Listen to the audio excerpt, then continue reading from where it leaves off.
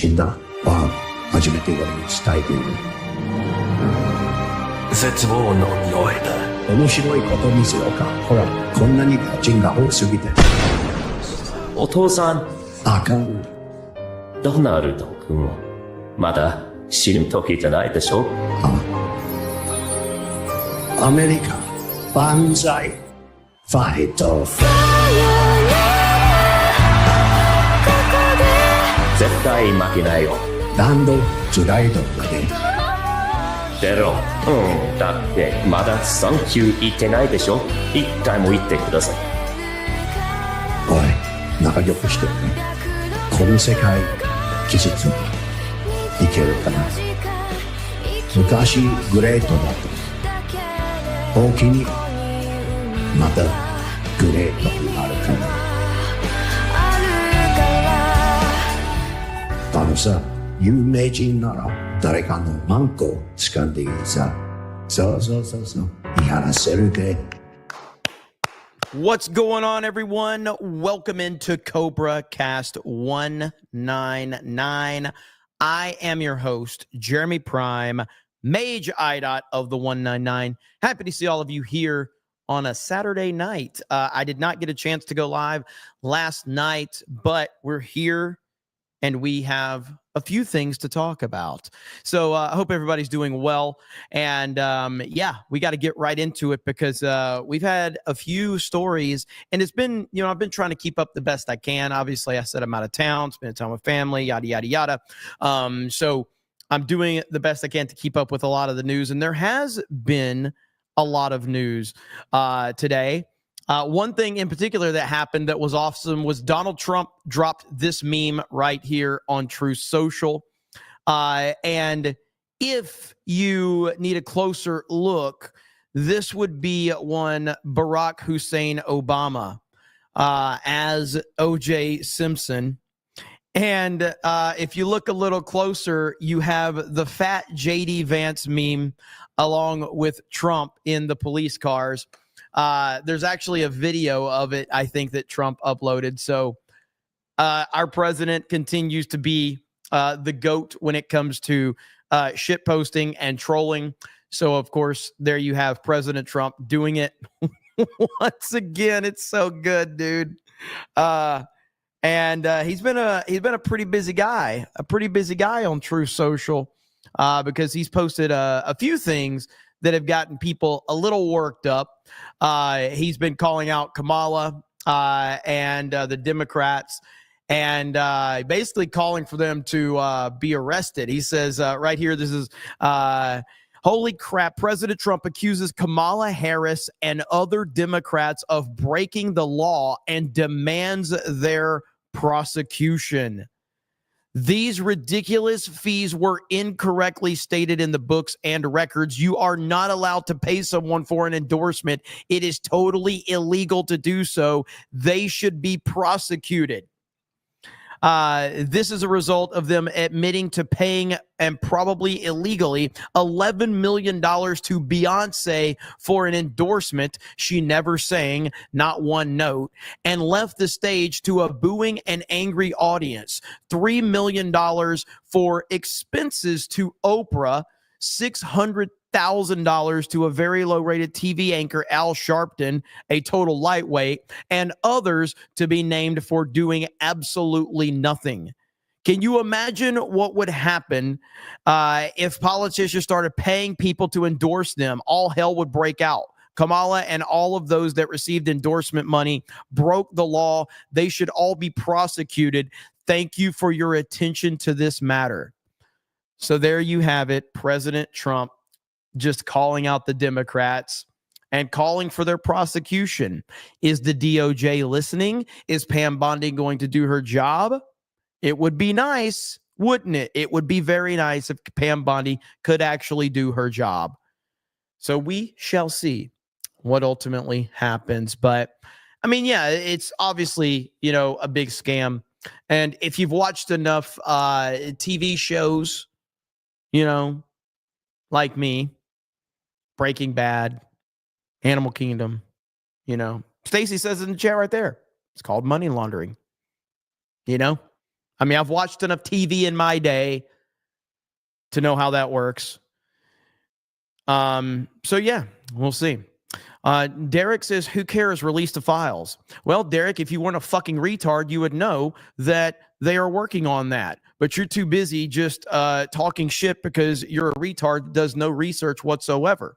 And that's proof of that whenever you come into the chat and you say stuff like that. So, yeah, I actually do care if the Democrats do get called out for their clear breaking of the law. But yes, at the same time, the Trump administration is working on the Epstein situation, but you're too stupid to do any research about that. That's why you watch me, because you're retarded. So I'm here to help you. I'm here to help you be a little less retarded, okay? A little less retarded. I can't help you completely because I am retarded myself, but I'm here to help you a little bit.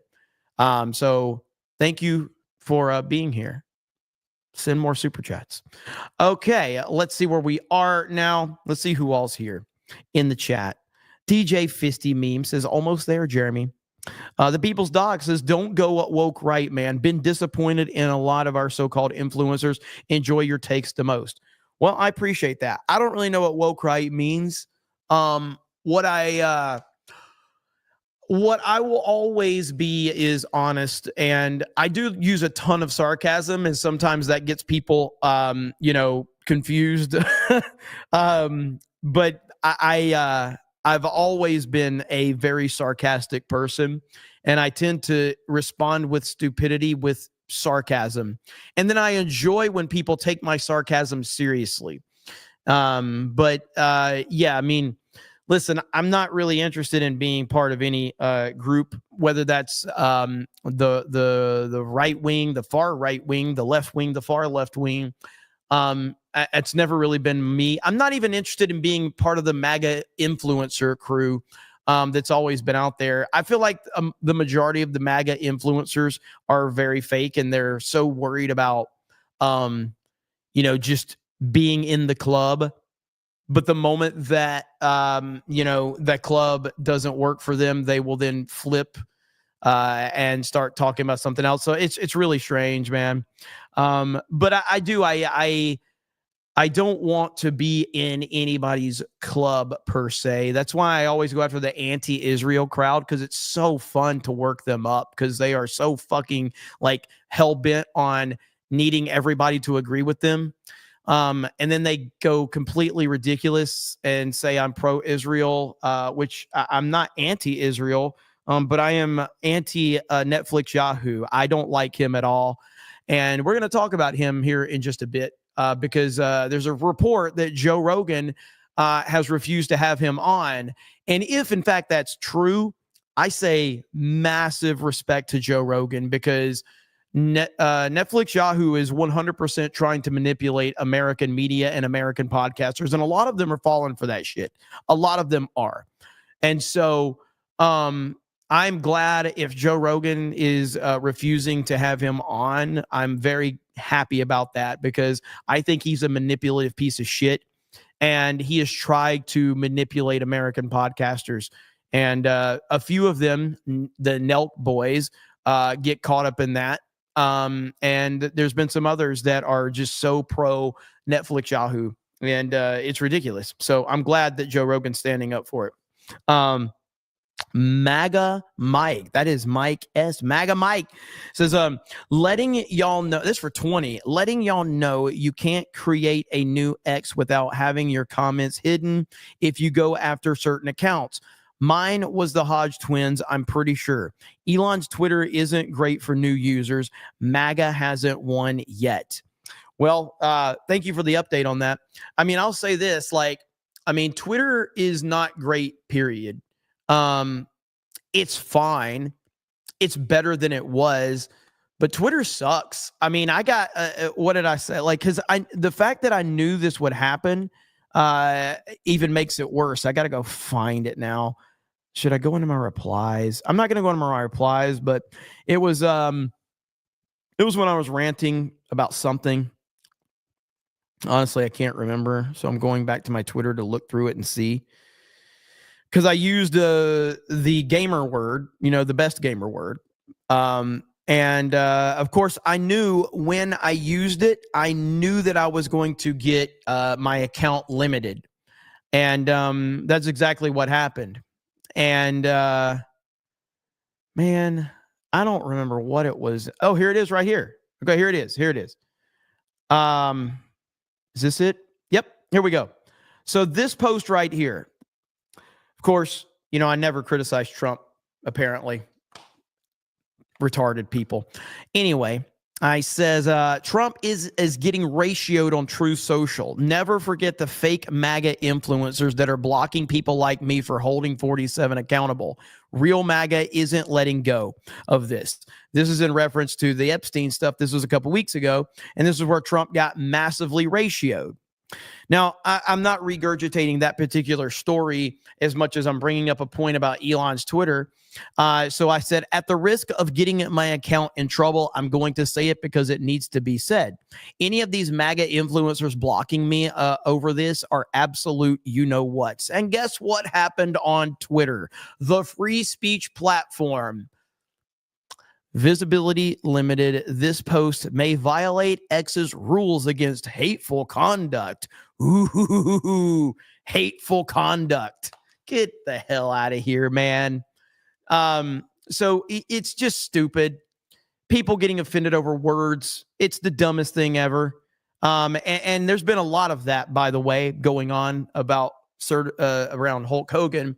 And I'll talk about that a little bit. So I did about a 3-hour stream the other night after, you know, the unfortunate passing of Hulk Hogan. And I told you guys that that stream would probably get blocked, and it did get blocked because I played a lot of WWE clips. And ultimately, that stream did get blocked. It was live for about a day, but then it got blocked worldwide. And it got blocked by, there was like 6 clips that they hit me for. And so I just decided, screw it. There's no way I can trim all that crap out. So it did get blocked. But there's been a lot of stuff surrounding that story, and we'll talk about that here too. DJ Fisty Meme says, we are tar did. That's right. The People's Dog says, that's why I listen to you, man. You call it straight and aren't bought. It's not clickbait bullshit. Hail the 199. Well, thank you, man. I appreciate that. The only people I'm bought and paid for by is my chat. So there is that. Tree Bear says, did you hear that the TAP data breach led to the location of a top secret military base being revealed? The only thing I heard on that, and I heard a little bit about that app, but hang on, let me see if I can find it. So I responded to Endymion. So right here, makes TAP women willingly give info to dox men. App is hacked and all women are doxed. It's like poetry. And I just responded with this. Because it's so funny, dude. It's so funny. But I haven't done a ton of research on it outside of the memes and us laughing about it. That's pretty much all I've seen. I haven't heard any specifics outside of women make this stupid app. Women give all of their info. The app gets hacked and all the women got doxed. And responding with a Vince McMahon gif is the best way, because it's essentially saying women got shit on. There you go. Ben Hardwick says, thank you, Jeremy, for helping people like me be a little less retarded. It is something I struggle with every day, and I appreciate your understanding and help with the I don't even know how to say a word, but yes, thank you. You can say a word. You can even spell a word I can't even say. But thank you. I appreciate it, Ben. I'm here to help.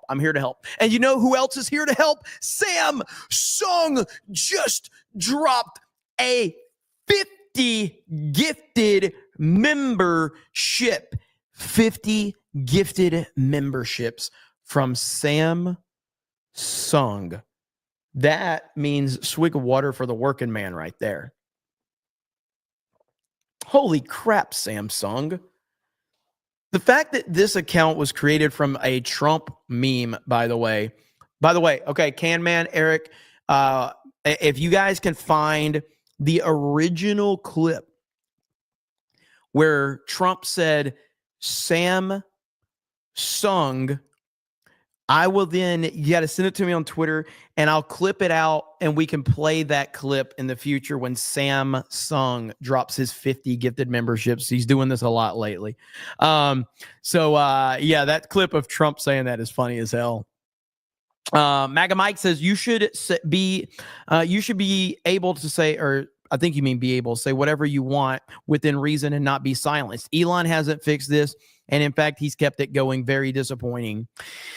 Yeah, I mean, look, I understand that there's like things, there's rules that Elon, because being on the App Store and all that shit, you there's certain things you're not 100% in control, so you have to work within other rules and stupid shit like that. But you know, if I ever have an app for geeks and gamers, like I'm going to have to, if I want to be in the App Store, I'm going to have to stay within those stupid rules. I just am. It doesn't mean that's what I truly believe. I truly believe that you should be able to say any word you want. And I don't, that's the bottom line on it. Like, you shouldn't be able to dox people. You shouldn't be able to openly threaten people. But if you want to say words, if you want to call people a name, you can say whatever the fuck you want. I don't give a shit. And that's my personal opinion on the whole thing. And look, I mean, let's just go ahead and talk about like one of the things that's going on that's been kind of in the news, and that is obviously Hulk Hogan. He passed away. And, I've been pretty happy with the majority of the things that I have seen from, everyone paying their respects to Hulk Hogan and showing some love. Generally speaking, Hulk Hogan has been celebrated to a level that I didn't think was possible. But I've been pretty overwhelmed with the outpouring that Hulk Hogan has received. And it does show the level of impact that this man had, not only on my life, but of so many people's lives. Hulk Hogan truly leaves an unmatched legacy behind. Unmatched. It's just unbelievable how much he impacted generations and generations of people. And, the WWE has done a pretty good job of honoring him. And, a lot of wrestlers have done a really good job of honoring him. But there's been a few issues. And one issue is this right here. Now, I've never really had anything against Cody Rhodes. I actually have kind of liked Cody Rhodes. Obviously, I love his dad, Dusty Rhodes. But I've known that Cody Rhodes is a left winger, 100%. He's an SJW. He absolutely is. And that's just not debatable, which I don't really care. That's, just with CM Punk, I'm a fan of CM Punk, the wrestler. I'm not a fan of Phil Brooks, the person. But this shit right here pissed me off big time. Now, I'm not going to play the clip because WWE probably fucking hit me for it. But here's the quote. "We lost Hulk Hogan. I know the emotions regarding it are complicated. And this is where my problem is right here." He says, "What is not complicated are his accomplishments in WWE. They are staggering and indisputable. Thank you, Hulk Hogan." There is nothing complicated about Hulk Hogan. There is nothing complicated about his legacy. There is nothing complicated. So I responded. I said, there's nothing complicated about it. Hulk Hogan's legacy is unquestionable. If some pathetic loser wants to get offended over some words, that's their problem. It has nothing to do with Hulk Hogan's unmatched legacy. None. Okay? So you have the right to be offended. You can be offended over whatever you want to be offended over. And I have the right to say, I don't give a fuck about your feelings, because I want to be clear. I don't give a fuck about your feelings if you're offended over words. I don't give a shit. Okay? Somebody responded. says that's not necessarily how it works, dude. A person's legacy is tied to a person's actions to some degree. So if you say some unhinged things that are going to change the perception, no matter how you feel about it. Chris Benoit is an extreme example. Legacy was 100% marred. This motherfucker brought Chris Benoit. This motherfucker brought Chris Benoit up. And I said, just compare a man that murdered his family to someone that said some words that hurt your feelings. You're a pork wallet. You are an absolute pork wallet, okay? 100%. This guy says anyone who has this kind of hate in their heart is a pathetic loser. Sure, he could have changed later in life, but people are allowed to look at this and think lesser of him as a man and a human being. This is the best part. Imagine being black and seeing your hero say something like this. Okay, so let's talk about this. Okay, so this guy says, imagine being black and seeing your hero say something like this. So let's be clear that this guy thinks that this statement hurts black people so much that he has it saved to his phone and he's actively posting it to social media again. So I responded, imagine being black and seeing your hero say something like this. You mean like every rap song? Like, I love that this, who is this guy? Hang on, let me go back. This guy, a white dude, okay? This white dude says, imagine being black and having your hero say something like this. Imagine thinking a black person's never heard the N-word until Hulk Hogan said it. This is the classic Mrs. Obama get down. All right? This is the meme right here. Hang on. Mrs. Obama get down. Let's see. Mrs. Obama get down. This is why this meme was created. All right? Right here. Right here. This meme right here. I'm gonna say the N-word. That's racist. You can't say the N-word. Mrs. Obama, I've done it. I've stopped racism. Thank you, Skipper. Now I am free to roam this earth. Not if I have anything to say about it, and I do. I'm gonna say the N-word. Mrs. Obama, get down! Nigga. Mrs. Obama.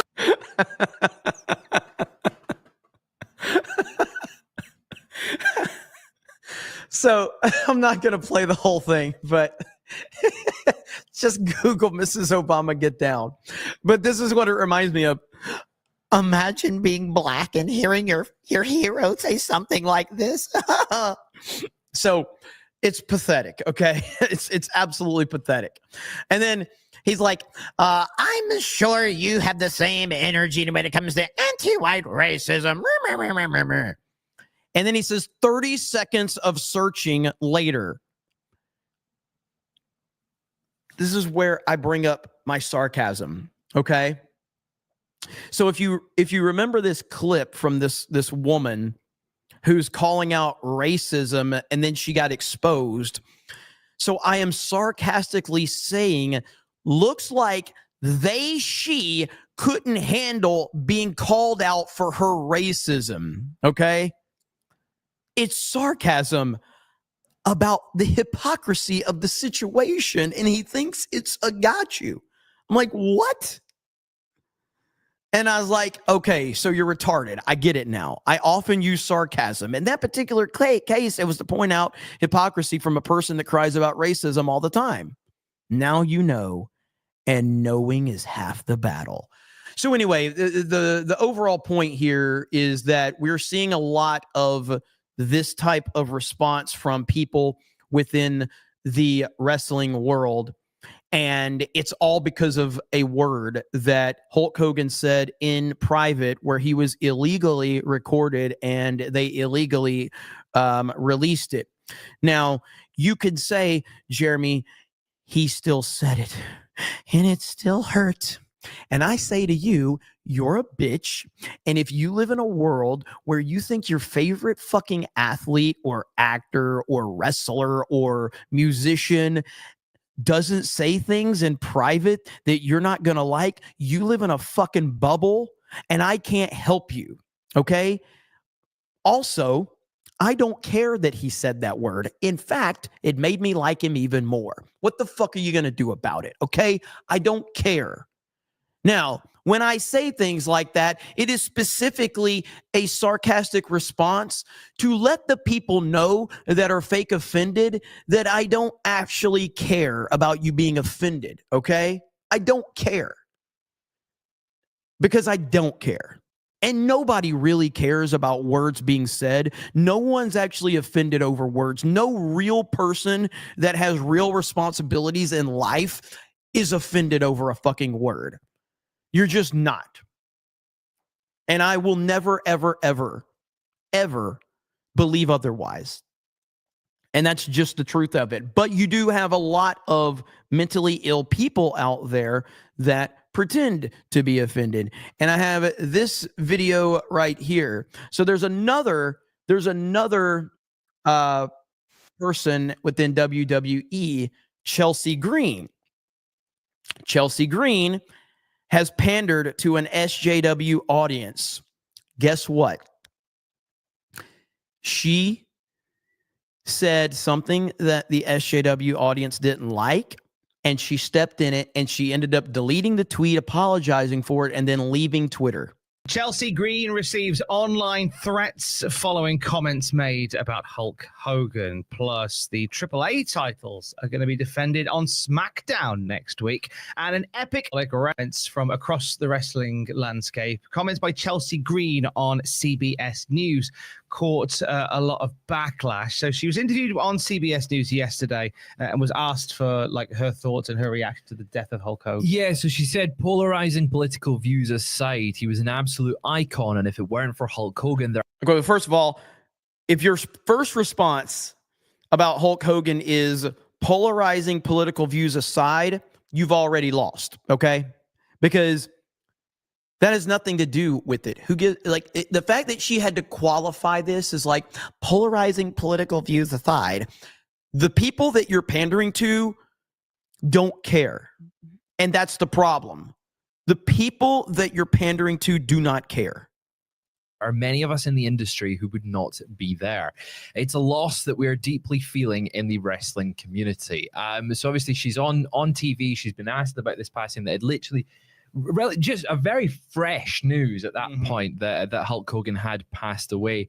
And she obviously says that, and saying on Twitter, following it up, saying, political views aside, Hulk Hogan's influence on the wrestling world was clearly undeniable. He inspired millions and shaped an entire generation of fans, my husband included. We are mourning the loss of an icon, a legend. My love goes out to the family.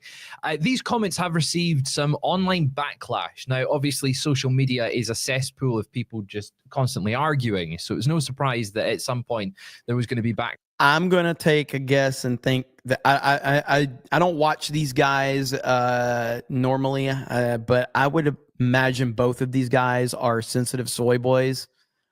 And they probably think that Hulk Hogan's comments were so terrible. And I am so sorry that we live in a world where someone uses the N-word. Oh, my God. Clash to certain comments.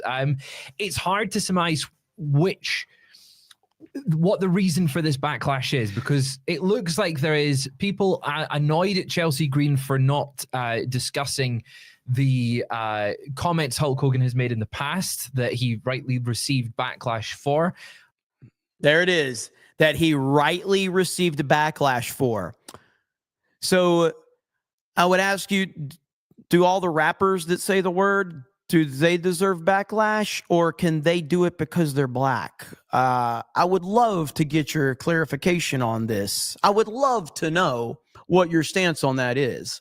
But other people are seemingly annoyed because she she did mention the polarizing aspect. Yeah, it's something that we have certainly noticed at Cultaholic and across the wrestling board in terms of there are two very different sides in this whole thing, whereby there are people who are upset that the past comments by Hulk Hogan have been brought to the front in his passing, and there are others who are upset that they've not been brought up enough.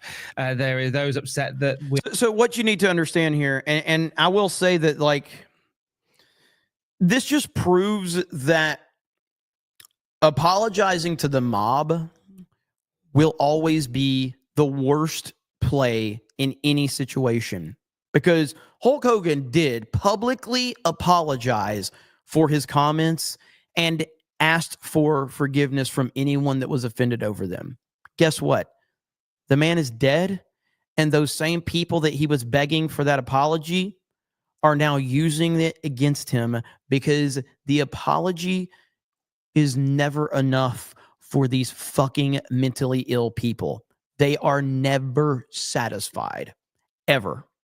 aren't focusing on the legacy, and there are the people that are upset that we aren't focusing on the legacy. You know, it's basically you've got two sides, and both are upset with the way that Chelsea Green spoke. Well, this is what happens when you ride the fence. This is exactly what happens when you ride the fence.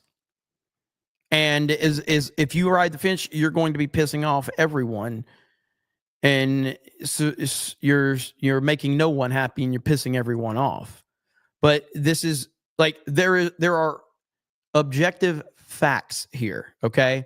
And the objective facts are that Hulk Hogan is an American icon that fundamentally changed the wrestling business to a level that no other person will ever reach ever again.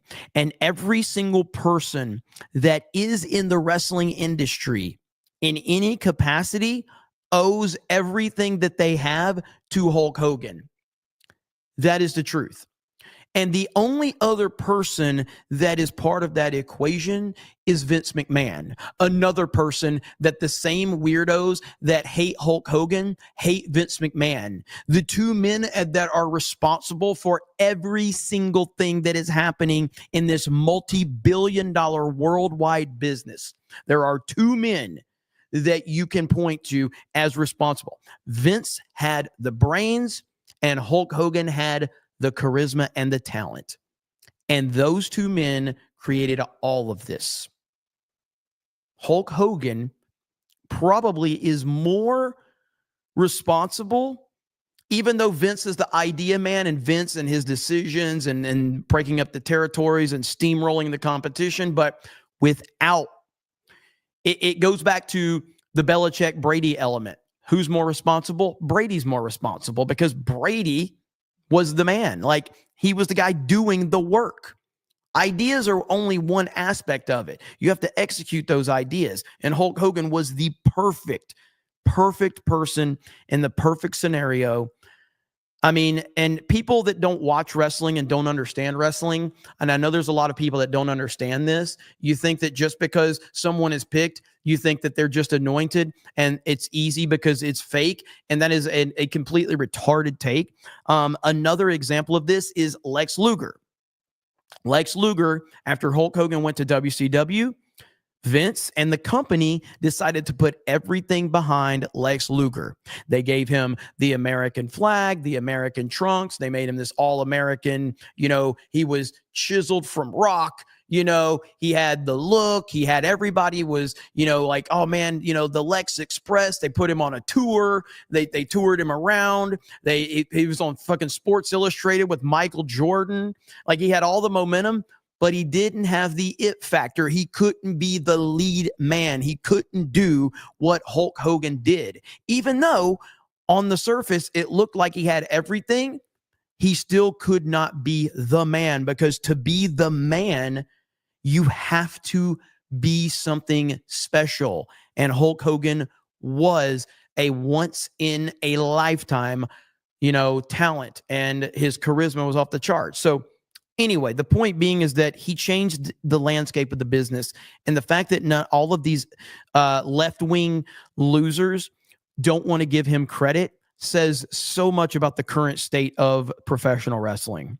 And this got out of hand. Chelsea Green went on to say on Twitter a statement that followed this up. She said, a significant part of my role at WWE involves engaging with the public and responding to questions, often on live platforms. Yesterday, I was asked to comment on Hulk Hogan on live TV. Let me be clear. My stance on racism is unwavering. I do not condone it, period. If my Whoa, hold on, guys. Chelsea Green, Chelsea Green took a very brave and stunning stance. We got to back that up. We need to hear that one more time. I've never heard someone say this. I have never heard someone say this. Significant part of my role at WWE involves engaging with the public and responding to questions, often on live platforms. Yesterday, I was asked to comment on Hulk Hogan on live TV. Let me be clear. My stance on racism is unwavering. I do not condone it, period. Whoa. She does not condone racism. She also is against kicking puppies. Another brave stance. She's very much against cancer. She doesn't like cancer. Okay. I mean, this is just, wow. Thank you, Chelsea Green, for making that clear. I was questioning what your stance was on racism.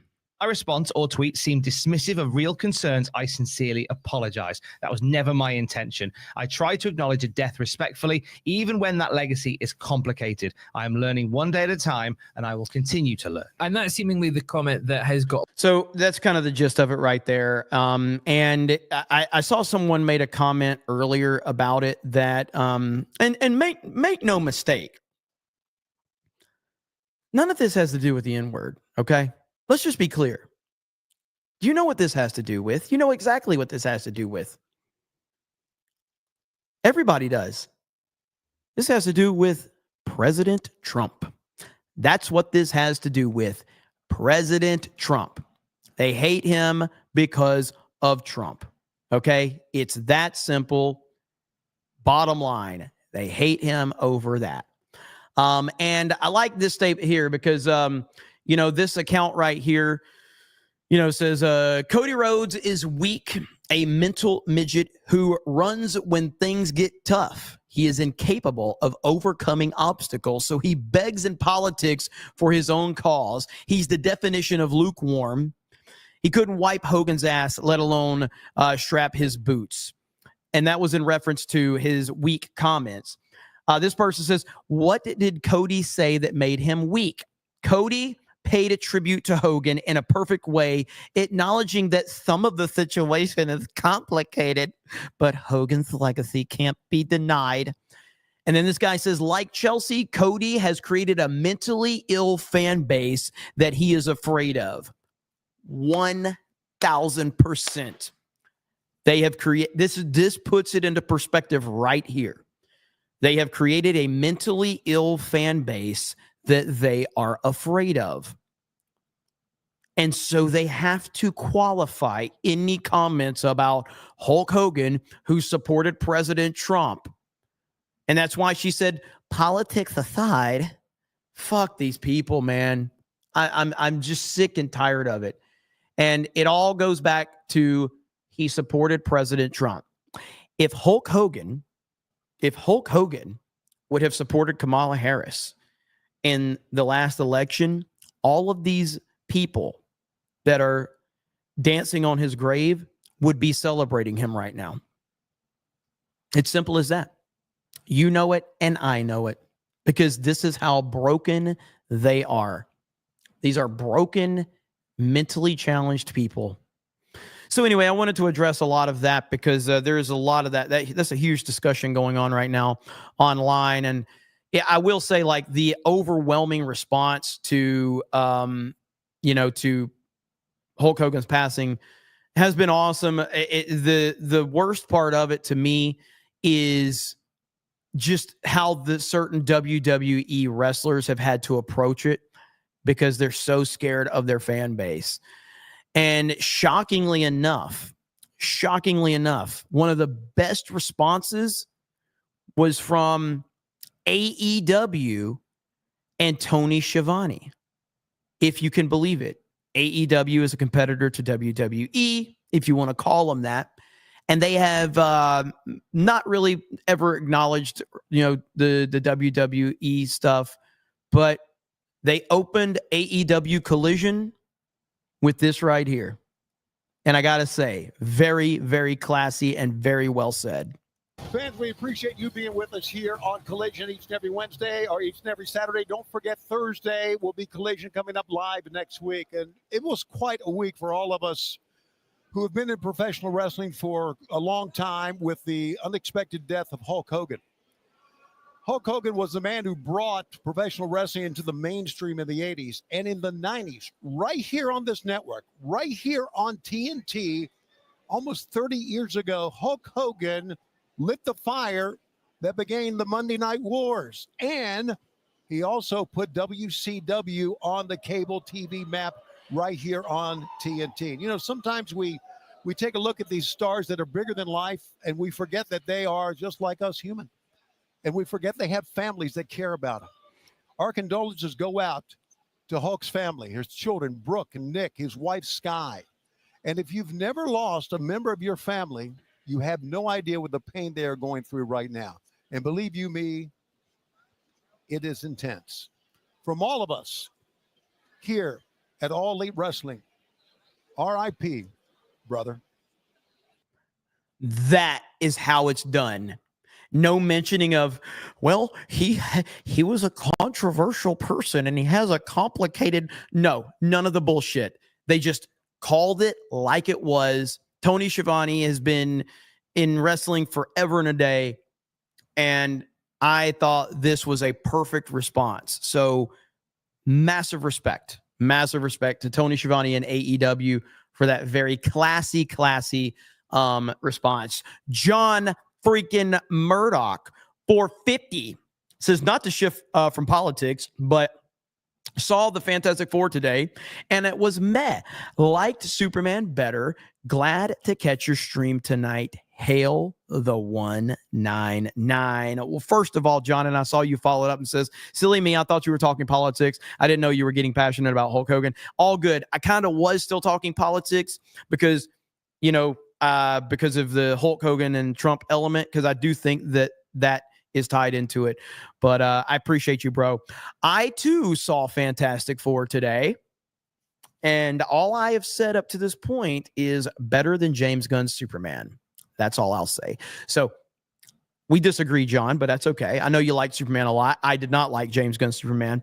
So I did see Fantastic Four today.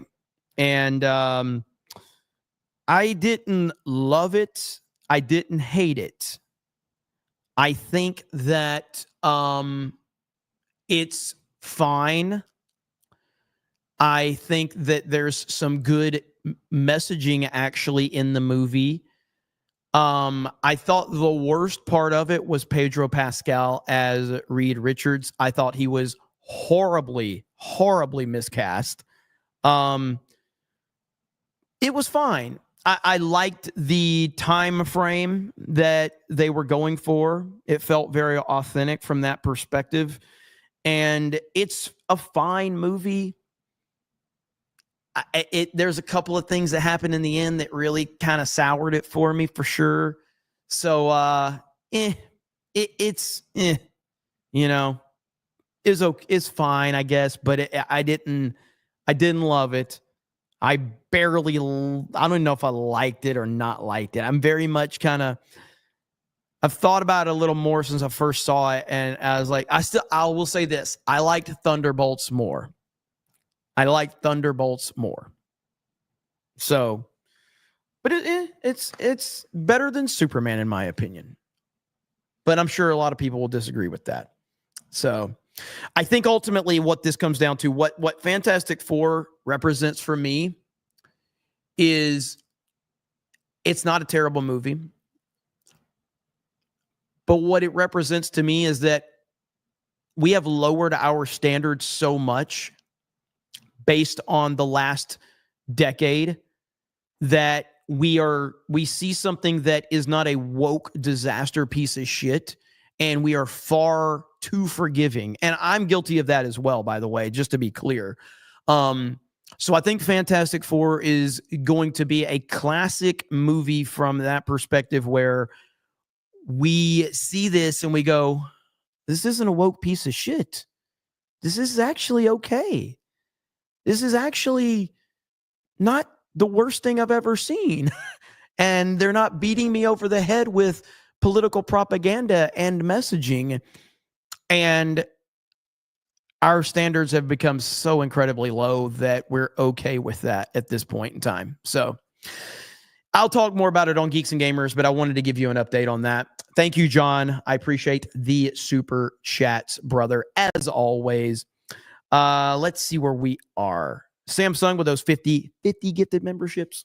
Jeremy Cyborg says the best thing about that app was it was made by a gay man and the files weren't hacked, but were taken from publicly accessible files on the site. Talking about the T app, I got to look more into that one. I got to find out what's going on with it.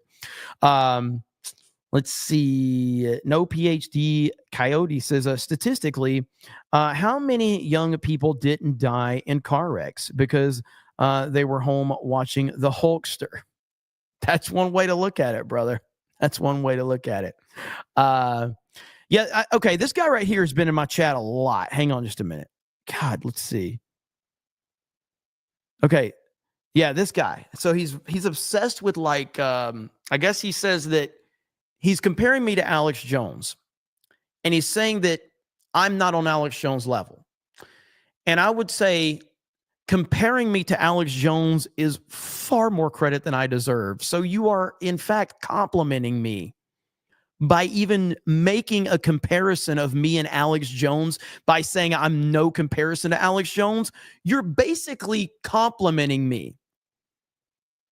So thank you. It's fucking weird, man. Like, it's such a weird thing. Like, I don't deserve to be compared to Alex fucking Jones. So thank you, I guess. Okay. I play fucking Mario Kart and Fortnite and I talk about politics, and half the time I don't know what the fuck I'm talking about. So getting compared to Alex Jones is the greatest compliment. By getting compared to him by saying I'm not on his level is a great compliment for me. So thank you. I appreciate that. 8 o'clock says this is disgusting behavior. If you just can't celebrate someone's life after death, especially if they atone, hope they don't have a scandal to water down their celebration after their death. I mean, this is a classic example of this, and thank you. What have I said 1,000 times? So the people that accuse me of things, they don't know what they're talking about. You know, when I say to these people, like, you don't have to be a fan of Hulk Hogan. But if you can't respect what that man did, then you should never be taken seriously ever. If you can't simply just take a step back out of your own biases and go, this man is a legend beyond belief. If you can't do that, you should never be taken seriously. Now, the people that don't like me will say that I can't do that. And I tell you, for years, even to the disgust of my chat, I have said I am a massive fan of CM Punk, the wrestler. And I am. I've been a fan of CM Punk since the summer of Punk back in 2010, 2011, whenever that was. When was the summer of Punk? Somebody in the chat will tell me. I think it was like 2011. I absolutely think CM Punk is a phenomenal wrestler. I think he's a phenomenal on the mic. I think he has it all, man. He's great. Now, he's well past his prime now. I can't stand Phil Brooks. Phil Brooks is a piece of shit. Phil Brooks is someone I would never want to have a conversation with. I don't want to shake Phil Brooks' hand. I don't want to meet him. I don't want anything to do with Phil Brooks. CM Punk, the wrestler, I love CM Punk. I can separate the fact that he's a left-wing piece of shit because I think he's great at what he does. But these motherfuckers that are hating on Hogan, they can't separate it because they are broken. They're broken. So yeah, it just says more about them than it does him. MAGA Mike says, I just want free speech for people like Samsung. Don't we all? Don't we all? Keenan says, ever see The Darkest Hour with Emil Hirsch? I don't think so. I don't think I've seen that. Speaking of Emil Hirsch, I made a recommendation to the movie Alpha Dog the other day, and had somebody reach out and said they saw it and they liked it. I'm telling you, man, if you've never seen the movie Alpha Dog, watch it. But understand, it ain't an easy watch. It really ain't, man. It's a tough movie, and it's based on a true story about a kidnapping. And you can look up like the real people and everything. I saw it in theaters back when it came out, whenever it was, but phenomenal movie, man.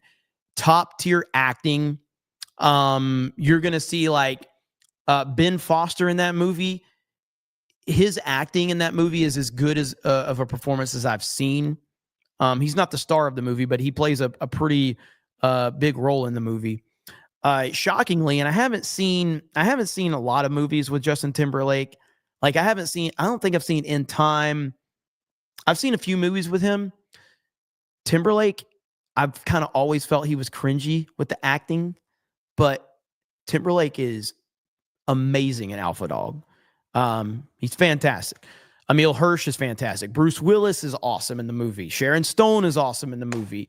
It's got an amazing cast of people. So I recommend it. Watch it if you have not.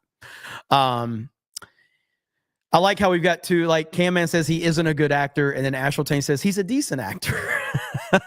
So I don't know. I've never found him to be overly believable in the movies I've seen him, but he is great in Alpha Dog. He really is. He is a better comedic actor. He's a really good comedic actor. Michael Williams says, after you read this, you will forget you are gay. Dracon says, Jeremy, never forget you is retarded. Same as us.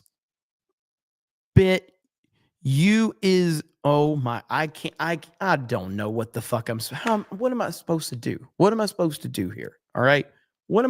I can't read this. I tried. Thank you.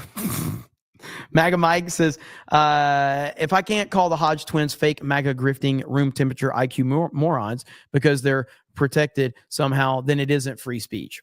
Well, Twitter truly is not free speech. I mean, it truly is not. And that's just the truth of the matter. Lying Dogface Pony Soldier with a gifted membership. Mola Ram with 5 gifted memberships. Thank you. Lying Dogface with another gifted membership. Jeremy the Cyborg says, Bubba Ray Dudley is quoted as saying, without Hulk Hogan, there would be no wrestling business today. I did see that one. I don't know if I bookmarked it. Bubba Ray Dudley and Diamond Dallas Page's comments about Hulk Hogan were awesome. I'll show those in a minute, but I do want to shift gears for just a second because I know I've been talking about wrestling a lot, and I'm going to continue to talk about it. But I got to give credit where credit's due. I was actually what I'm about to show you impressed me so much that I can almost say that I am a fan of Marco Rubio right now. I know, like, this is one of the best political answers I have ever heard. Marco Rubio, I cannot believe this.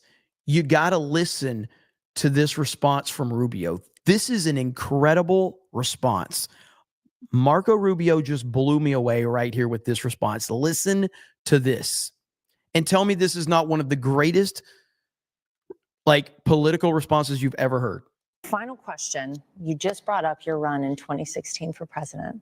You are talked about quite frequently as a possible contender in 2028. Do you have your sights set outside of the State Department? Well, I think J.D. Vance would be a great nominee. Okay, first of all, we're only 16 seconds into this.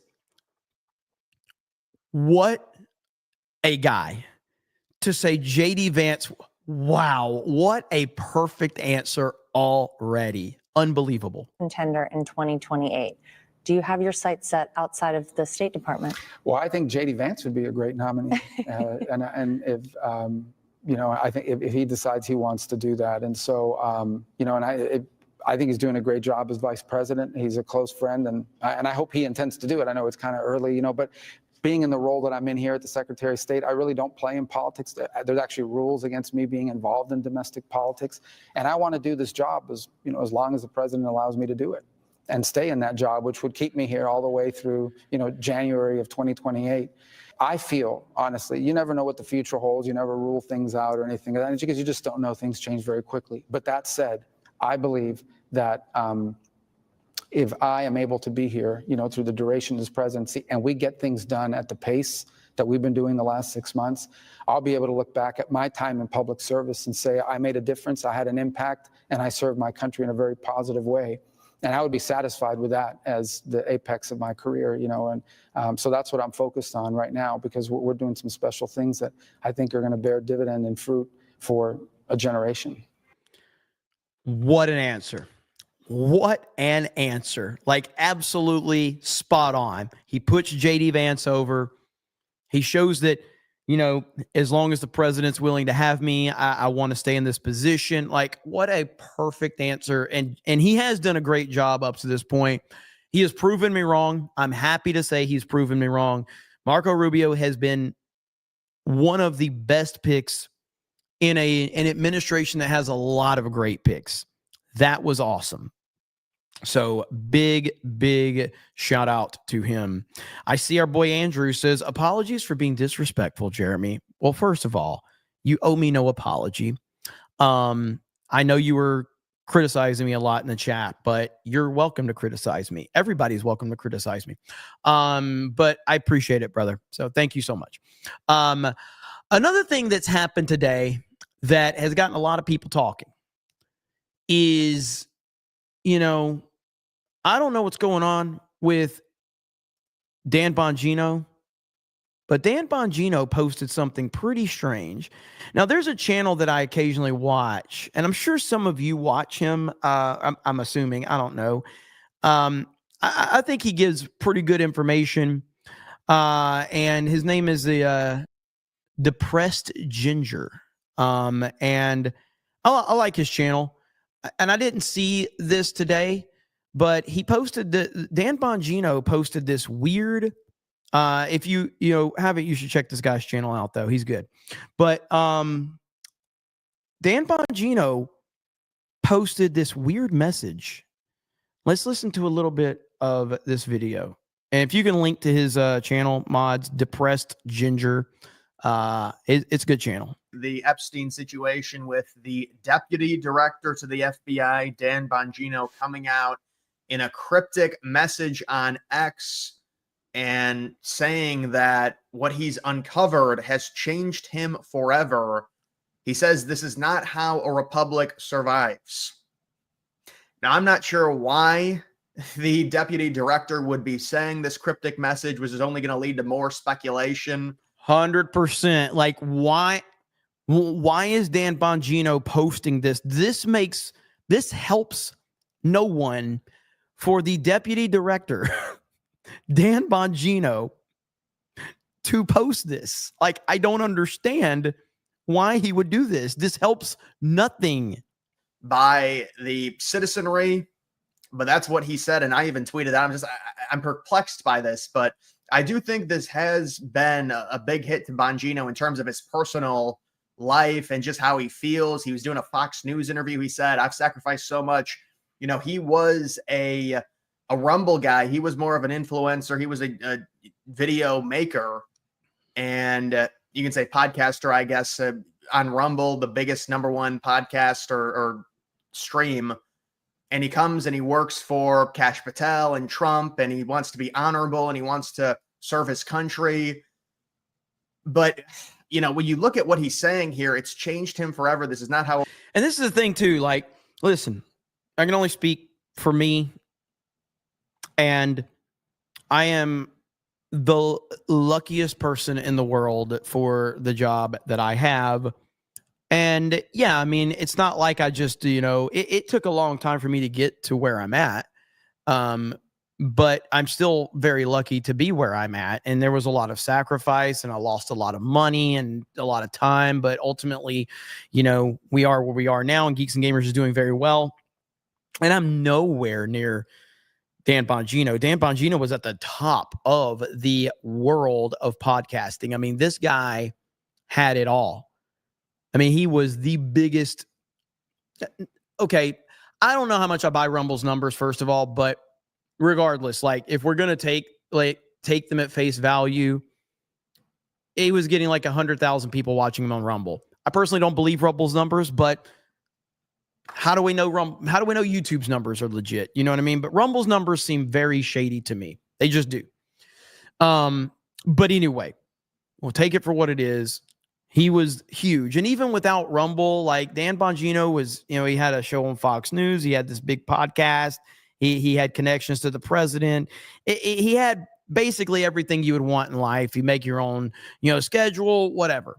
And he kind of gave all that up to get involved as the deputy director of the FBI. And I do think his credibility has been taking a hit right now with how he has carried himself, because it's all about expectation. And I made this comment a long time ago. And I think it's the best example I could give to my audience. But that interview that Kash Patel and Dan Bongino gave,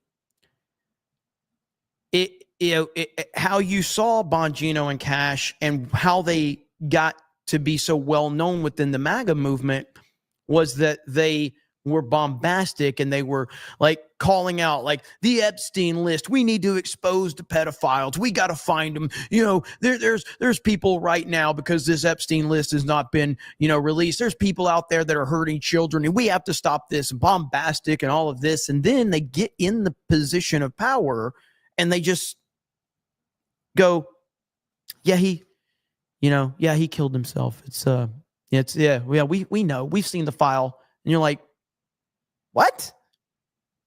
And the way that I described that is to say, it would be like me and Gary bitching all of these years about Disney Star Wars. And then we ultimately got a meeting with Kathleen Kennedy. And we walked out of that and we were like, yeah, Disney Star Wars is doing a great job. And we're really happy with the direction. And we think they're making a lot of great decisions. And we're really happy with the current direction. And we just want everyone to support them. And everybody would be like, what? What?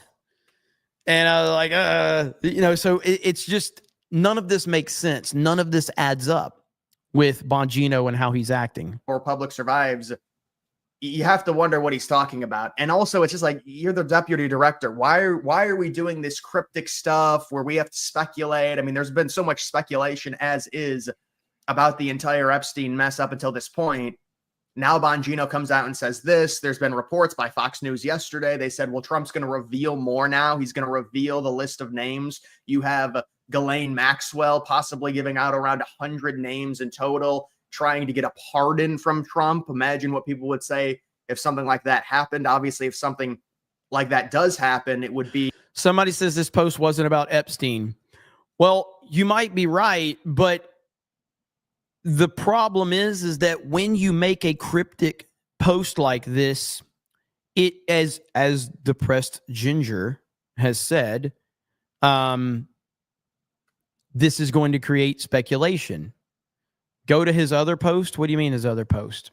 I mean, I watch the guy pretty, I don't know if like all the time, but I watch some of his stuff. I don't agree with him all the time.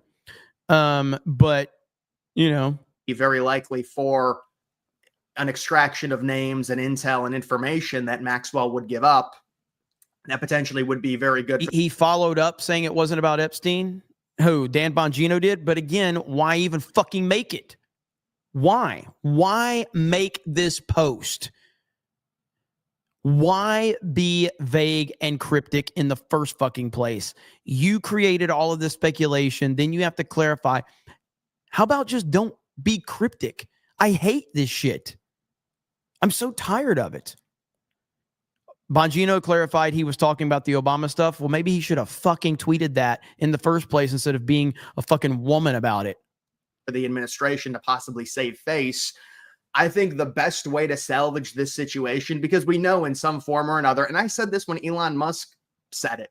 When Elon Musk said that Trump's in the Epstein files, I said, okay, I accept that. That's fine, but there's nuance to it. In what way is he involved in the Epstein files? Because we know Trump and Epstein had a relationship. Trump kicked him out of Mar-a-Lago, said he was being a creep. And so that's what could be in the files. Maybe there's something else. People are speculating. Maybe it's. But he wouldn't talk about it because he wouldn't say it because of the investigation. Dude, the sitting president of the United States just posted a fucking meme of Obama as O.J. Simpson with the police chasing him with fat J.D. Vance and Trump. Trump's not going to be vague about it. Trump's going to be like, let's arrest this motherfucker right now. Some type of infidelity. Maybe it's some embarrassing thing, humiliation thing against Trump. He doesn't want it to be revealed. It's not the worst thing in the world. It's not what everyone thinks, but it's maybe a little bit embarrassing. Maybe it's someone that's connected to Trump, one of his family members, somebody within his inner circle.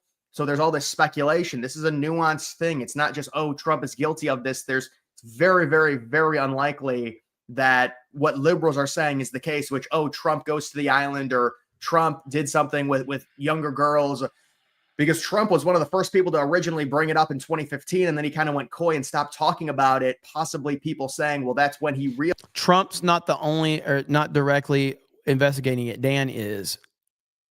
That's why Dan Bongino shouldn't be making cryptic tweets in the first place. I mean, because when I saw this, that was the first thing I thought. I was like, this has to be about Epstein or children or something. Like, this has to be the things that he said, you know? And so that was the first thing I thought. So anyway, I wasn't going to listen to this whole video, but I did want to mention this channel because I do watch him sometimes, and he gives a different perspective on things than I'll give. He's a lot more, he's not as like pro-Trump as I am, and he definitely likes to dance around things. There's nothing wrong with that. So just to give you clarification for that. Okay, let's see. Oh yeah, I was looking for that Bubba Ray Dudley thing that Jeremy the Cyborg was talking about. I'll probably pull that up a little bit later. The Under Armour Gamer says, I am home working on my first video. Can I send it?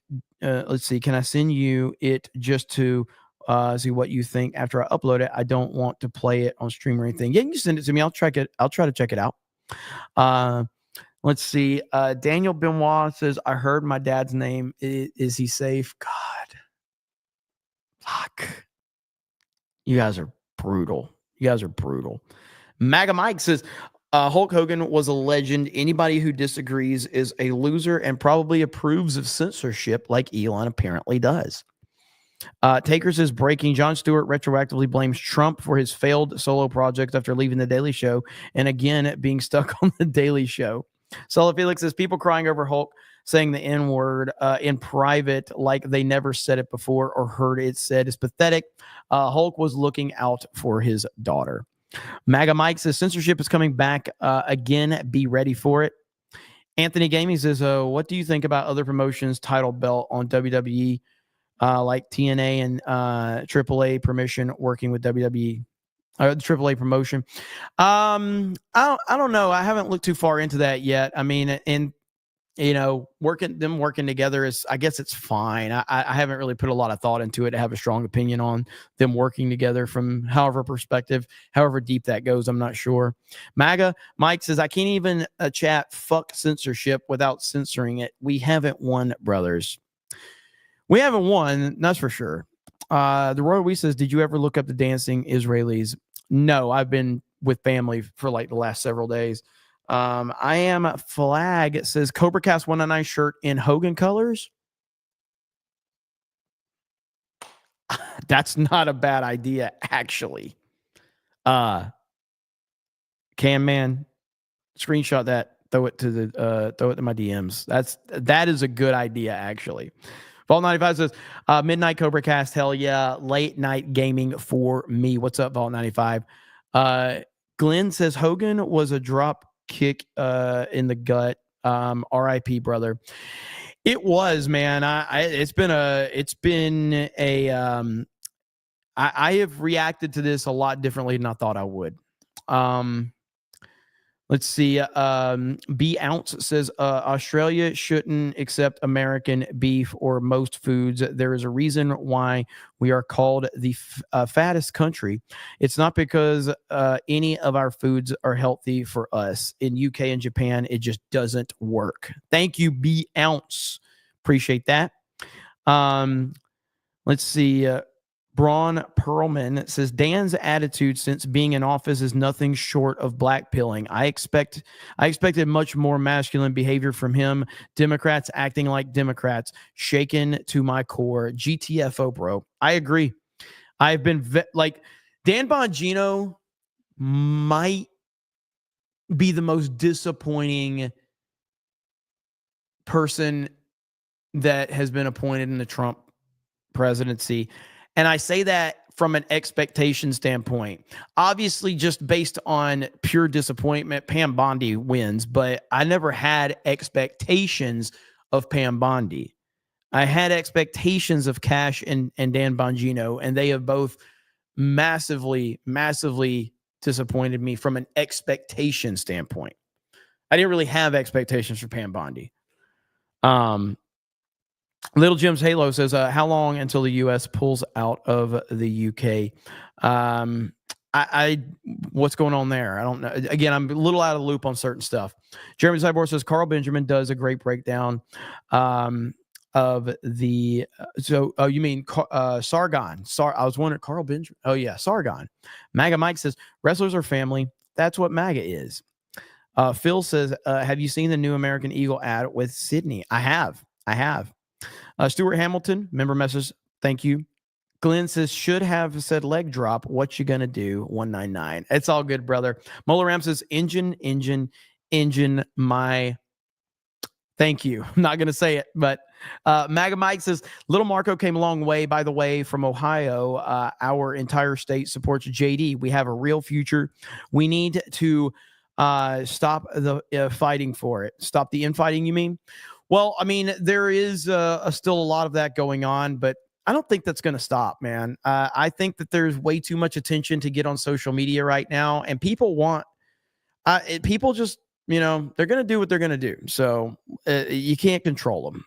So, like even right here, if I can find it, like even Gavin Newsom, all right, is nervous. And this right here, look what he says right here. Listen to Newsom right here. He just made a call to the governor of Texas saying, in this case, not find me the votes, but find me new seats to rig the game. If we want to still be in this game, we need to disabuse ourselves, disenthrall ourselves of the status quo in the past. No more defense, go on offense, fight fire with fire. So you ask me, am I in? I'm all in. You ask me, am I committed? I'm all in, committed and resolved. This is not a bluff.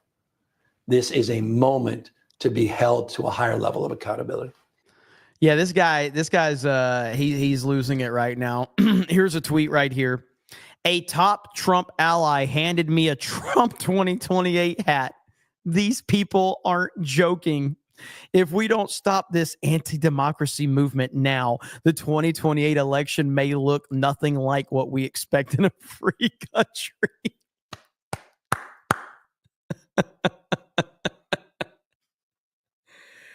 The Trump 2028 stuff has to continue. We have to continue the Trump 2028 stuff. It's just too good not to. It's too good. I love it, dude. And he's just melting down over it, losing his mind. It's absolutely great. Oh, man. Okay. Oh, here's the video I was talking about right here. So right here it is.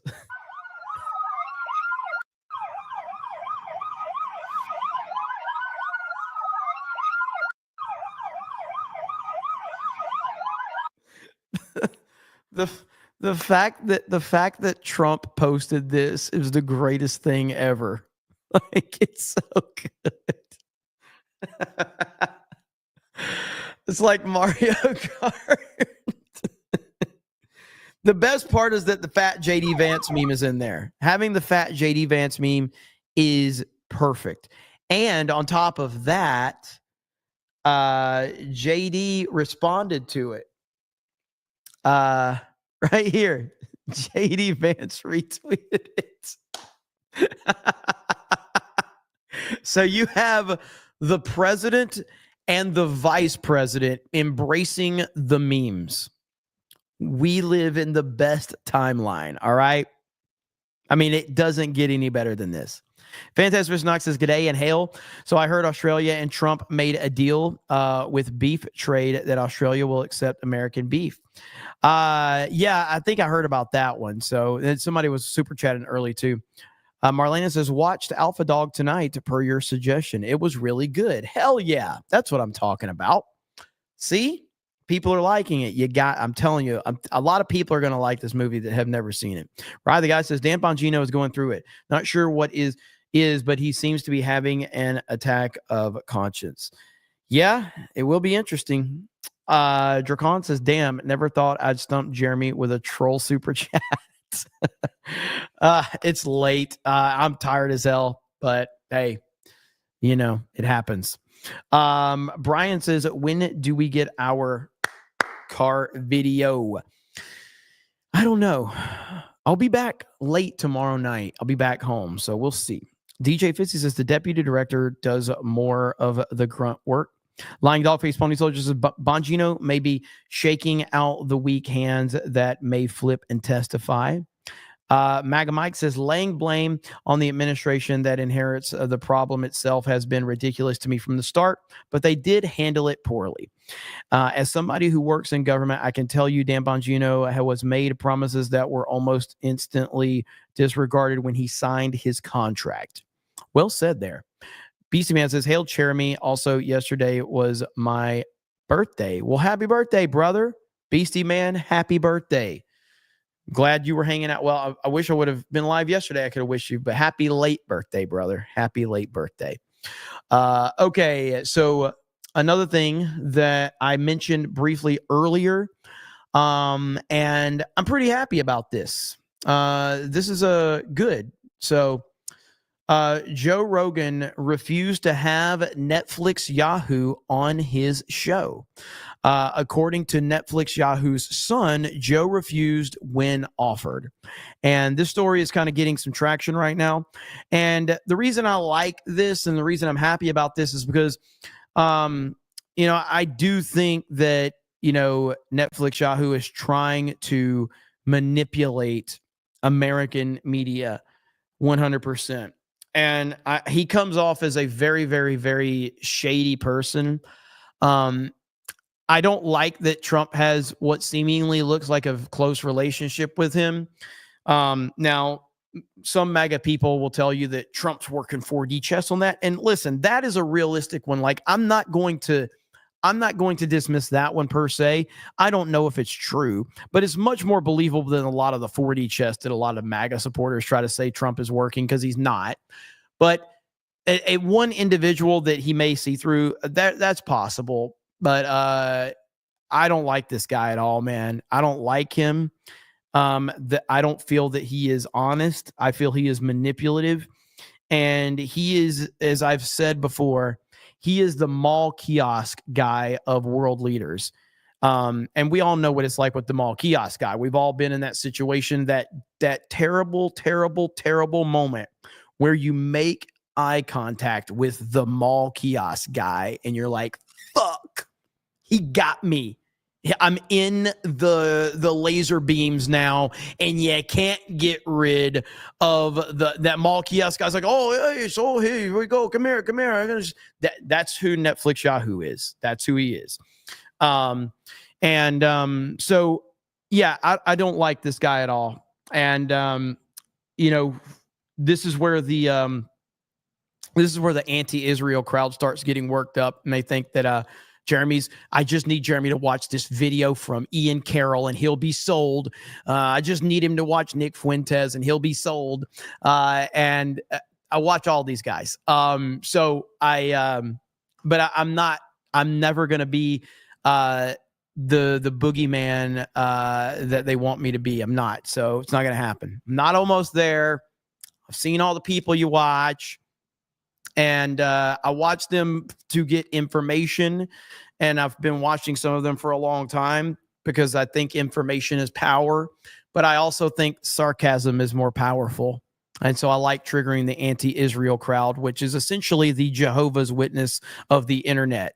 And I do feel that they also are part of an Amway plan. I think that anti-Israel people are part of an Amway pyramid scheme, where they have some level of like sign up fees where if they can convince you to go anti-Israel, then they get like a percentage. That's really what it feels like. So anyway, I just always want to insult the anti-Israel crowd whenever I insult Israel to make sure they know that I'm not going to be on their team. So go knock on someone else's internet door. It ain't me. But I am happy that Joe Rogan is not getting involved with this mall kiosk world leader, because I do think that he is very manipulative and vindictive and evil. And I think that he is frustrated that a lot of people are seeing through him for what he is. And he is trying to leverage any legitimate podcasters that he can so that he can try to control the narrative here in the United States. And I think that he is losing that battle, and he's struggling right now, and it's pissing him off. So there you go. All right. So big shout out to Joe Rogan from that, on that perspective for sure. Forest Through the Trees for $10. So saw F1 a second time for my birthday yesterday instead of seeing James Gunn's Self-Insert or Fantastic Four, or Fucktastic Four is what you said. F1 is a refreshing film. I encourage everyone to see this movie. No modern audience BS. I am going to go see F1. I actually was supposed to see F1 when I did that super long overnight stream where we were watching Temu Obama, and I had to cancel my plans to go see it, but I really want to see F1. Coop says, forgot my super again. Why hate me? What's up, Coop? King Oblivion says, what did you think of Fantastic Four? Yeah, I thought it was very, I don't like using the word mid, but that's exactly what it kind of was. It was just average is the best thing I can say about it. It wasn't bad. I went into it with very low expectations, and I ended up I don't dislike the movie. I don't like the movie. There are things I did like about the movie. Galactus is fucking awesome. I overall was fine with the Fantastic Four outside of Pedro Pascal. I thought he was just painfully miscast as Reed Richards. But it's better than Superman. It's better than Superman 25. It's not as good as Thunderbolts. I still think Thunderbolts is the best comic book movie of the year. Although I didn't see Captain America Black New World. So I can't qualify that one, but I refuse to see Captain America Black New World. I'm not going to see that fucking movie. But Thunderbolts to me is out of the 3 comic book movies I've seen this year, Thunderbolts was the best. I'm not saying Thunderbolts was great, because it wasn't, but it was fine. It was fine. I'll talk more about it on Geeks and Gamers Monday, though. Solo Felix says Australian PM Albo is terrified of meeting Trump. Fantastic Knox says, have you seen Happy Gilmore 2? In my opinion, it's not good. So I'm a huge fan of Happy Gilmore, the first one. I'm a huge fan of Adam Sandler movies in general. There's only a few Adam Sandler movies that I straight up dislike, but there's a few. Jack and Jill is like the bottom of the barrel. There's a few like really bad ones, but even some of the bad ones I like. I have not seen a trailer for Happy Gilmore 2. I haven't seen any of the marketing for it. And that's an active decision, because I want to go into it with no expectations, because I don't think it's going to be good. I don't think they can recapture the magic of the first one. but I'm still hoping. I like Adam Sandler movies. I like a lot of Adam Sandler movies. I even like some of the ones that a lot of people hate. But Happy Gilmore is one of the greatest comedies ever made. And having a second one this, many years later, I don't know. I'm going to check it out when I get home, but I haven't seen it yet. MAGA Mike says, I'm pro-Trump, but I know how government works. The fact that Joe Rogan rejected Netflix Yahoo is a good sign that Joe Rogan isn't a paid asset. I mean, look, I think Joe's the number one guy in all of this, but I don't know, man. Like, Joe Rogan is really plugged in on a lot of things, and I also think that he's really oblivious to other things. Like the fact that Joe Rogan, the number one podcaster in the fucking world, the fact that it took Joe Rogan like 2 days before the fucking election to endorse Trump, I'm like, what have you been doing for the past 10 years, bro? Like, how did it take you 10 years to finally fucking figure out that he's the best man for the job and it's not even close? Like, how? It's mind-blowing to me that Rogan can be that oblivious to that. But at least he did, okay? At least he did. Drew Barr for the member messages, thank you. Phil McCracken says, who is more gay, Obama or Big Mike? Probably Obama. Probably Barry. MAGA Mike says, I'll bet Trump, who is Dana White's really good friend, told him to tell Rogan not to have Netflix Yahoo on to play friend, but not buff him, to be honest. Well, what was it? Wasn't there something where Joe Rogan had a meeting with Trump a couple weeks ago, but he was whining to Trump about the immigration stuff and all of that? I can't remember about that story. I remember that story going around, but I feel like Rogan was whining to Trump about getting rid of certain illegal immigrants that are like the hardworking immigrants or whatever, the illegal immigrants, something to that nature. DJ says, Timu Jeremy. What? Oh God. Jim says, found any truth that Marvel OG stars leaving Disney, even some going DC movies? I don't know what that's in reference to, but I haven't heard anything. Gary would probably be a better person to ask on that because he follows a lot of that stuff a lot closer than I do these days. But I haven't heard anything about that. So let's see here. See if there's any update.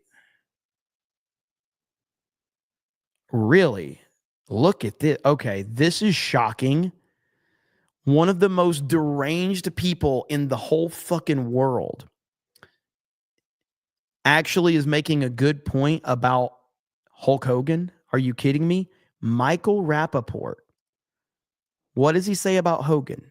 Hulk Hogan passes away. We're not going to disrespect the Hulkster.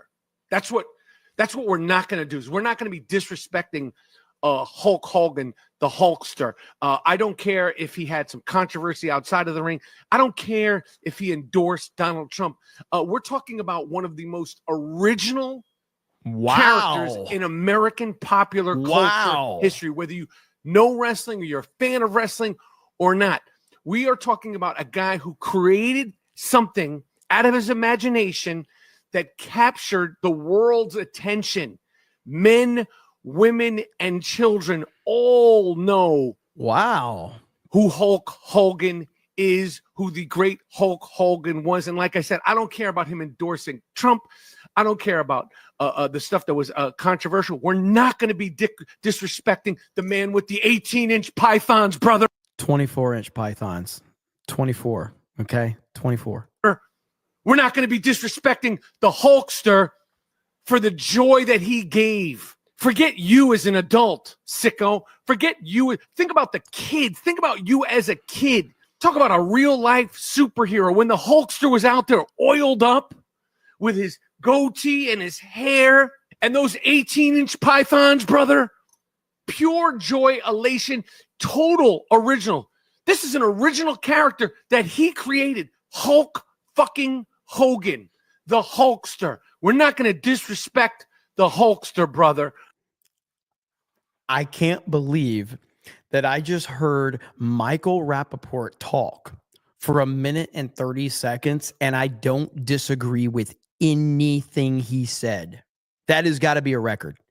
Even when he was flirting around with, like, you know, being a Trump voter and all that, he still said stupid shit. I can't. He is. You know what? I'm gonna follow his lead. We're not gonna disrespect Michael Rappaport right now. He had a perfect take. We're gonna leave it be. We're gonna leave it be. Okay. I just saw that on my feed, so I was like, really, Michael Rappaport? Wow. Okay.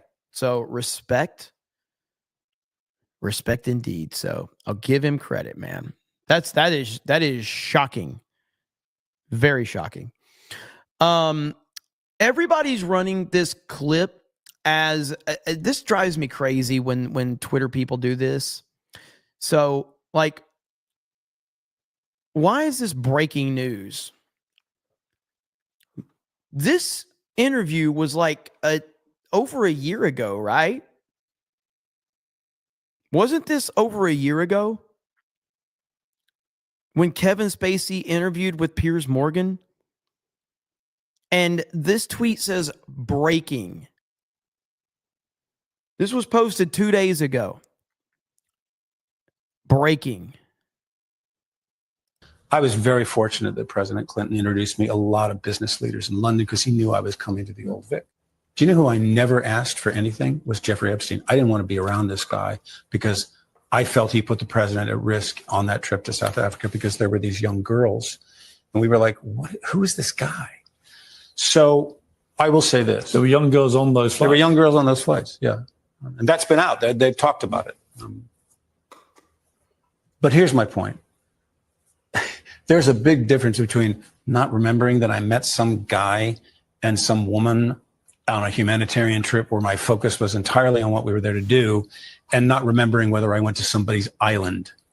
So I never went to Jeffrey Epstein's island. I did not know him, and I never saw him or her after that morning at Buckingham Palace. He didn't even come to Buckingham Palace. Is it true that Prince Andrew sought your assistance and wanted you to testify that Ghislaine Maxwell was your guest, not his? So, yeah, so June 2024 is when Cam Man said. So June 2024, yet, you know, here we got a, you know, MAGA account like breaking, guys. This is breaking news from a year ago. During that Buckingham Palace tour. I heard a report about that, but at no time did anyone ever contact me on his behalf. And as I say, I'm not friends with him. I never saw him after that day. What do you think about what's happened to him? Hey, Danky, whenever you clip this out for D-Day Cobra 2, put breaking and then, you know, come up with some stupid fucking title because, hey, it's the internet, all right? So we got to put like breaking Kevin Spacey exposes the Epstein list, some dumb shit like that. Fuck it. They're going to do it. I'm going to fucking do it. I mean, I don't know anything about it. It's not, I'm not going to talk about someone else's scandal, you know. Russia. So they settled on Carter Page. And in order to get surveillance authority on Page, what is this? They had to use the is that Matt Taibbi or whatever his name is? Steele dossier because there was no other credible intelligence. Okay. I don't know what that's for. So anyway, the point being is that this is not breaking news. This is something from a year ago that people that pay attention to this stuff knew. I remember this. I remember the whole interview with Kevin Spacey. I remember him breaking down and crying, saying he's broke and all this other shit. And I got to say, it was a deeply emotional moment to see Kevin Spacey, really vulnerable in that moment. And I just got to say that once a great actor, always a great actor. I mean, if anybody believes any fucking thing that Kevin Spacey has to say, I mean, you've never watched this man because Kevin Spacey is a fantastic actor. He's one of the greatest actors I've ever seen. So, yeah, believe nothing from Kevin Spacey, except if it'll get him back to do season 6 of House of Cards, because I am 100%. I will be the #1 supporter of that. Give us season 6 of House of Cards, the proper season 6. He's Frank Underwood in real life. He's Frank Underwood on the show. Give me season 6 and give me a proper ending to House of Cards. All right? I mean, House of Cards is seriously one of the best shows I've ever seen, except for that final season where they went full forces female. It is so bad. So bad. But anyway, breaking from a year ago. This is so annoying when these accounts do this shit. But that's what Twitter has become, to be fair. It truly is just people just doing that crap all the time now. And you're never going to get away with it. I have been so bored with Twitter in the past few weeks, with the narratives that are out there, with the things people are saying. It is kind of getting more annoying than it used to be. And that says a lot. Okay. That says a lot. What is this right here? Oh my God. Okay. Does anyone believe that this is a real head of hair? Like, seriously, come on. Does anybody believe that this is a real head of hair?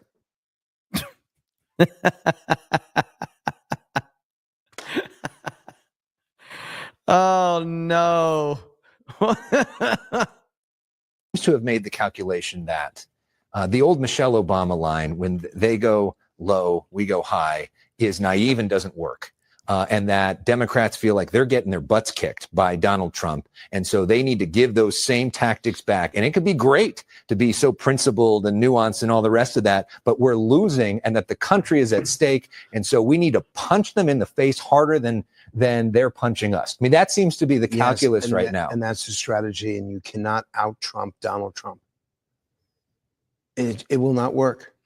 It's why. You've tried to out-Trump Donald Trump many a times. Frank Luntz. Frank Luntz, you've been crying about Donald Trump for over a decade. Donald Trump has proven this clown wrong for over a decade, and it's been glorious. The Democratic Party has its lowest numbers nationwide that it's ever had. More people resent them, oppose them, refuse to vote for them than ever before. And there are 3 groups that have left them. Younger voters that were so pro-Democratic hate this negativity, and younger men are looking to the Republican Party. The second group, Latinos, twice as many Latino voters as African-American voters, almost twice as many, soon to be twice as many. And once again, a plurality of Latino men voted for Trump. Never happened before. And the third is organized labor, unions, where they look, and the Democrats in an organizational way have been a part of labor for years.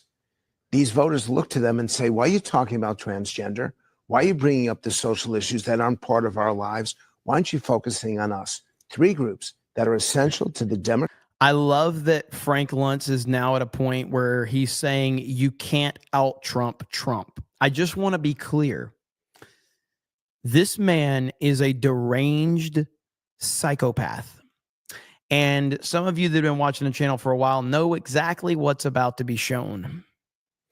But some people haven't seen it, so they need to understand what we're dealing with. This is Frank Luntz, everyone. This is a very, very disturbed individual right here. So, Frank, what am I looking at? You seem very presidential today. Where are you? This is actually my home in California. This is a 78% replica of the Oval Office. And over here, as I turn this around, this is the Lincoln bedroom. So I'm the only person who has an Oval Office that you can actually sleep in, and you don't have to be a presidential intern. This is not a green screen. Like, if you got out of your chair, and I don't want you to because you have a mic, you could actually walk back there. There's depth. Yes, I'm going to show you what it looks like. Oh, my goodness. And this is a genuine Resolute desk. I'm going to put it there behind me so you can see, including the buck stops here. Wow. We've got the humidor from Bill Clinton. Let's see if I can get that in the shot. There you go.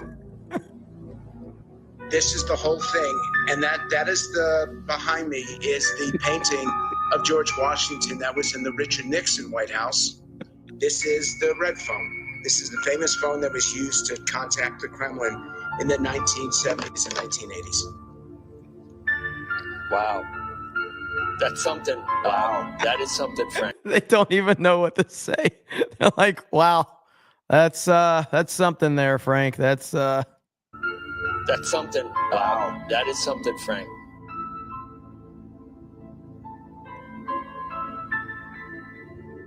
I'm still trying to get my head around the Bill Clinton humidor. Frank Luntz is a pollster. He's been doing this for as long as I can remember.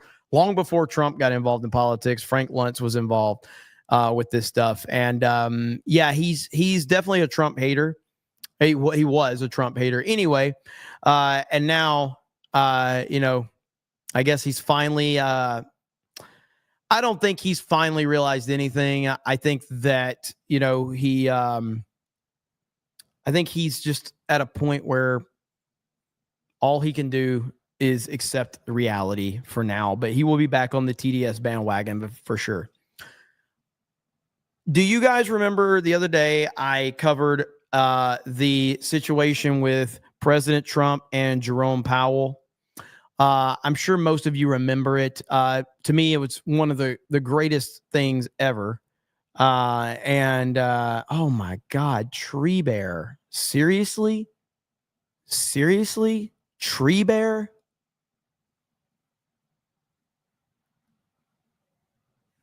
Holy shit, Tree Bear. Holy shit.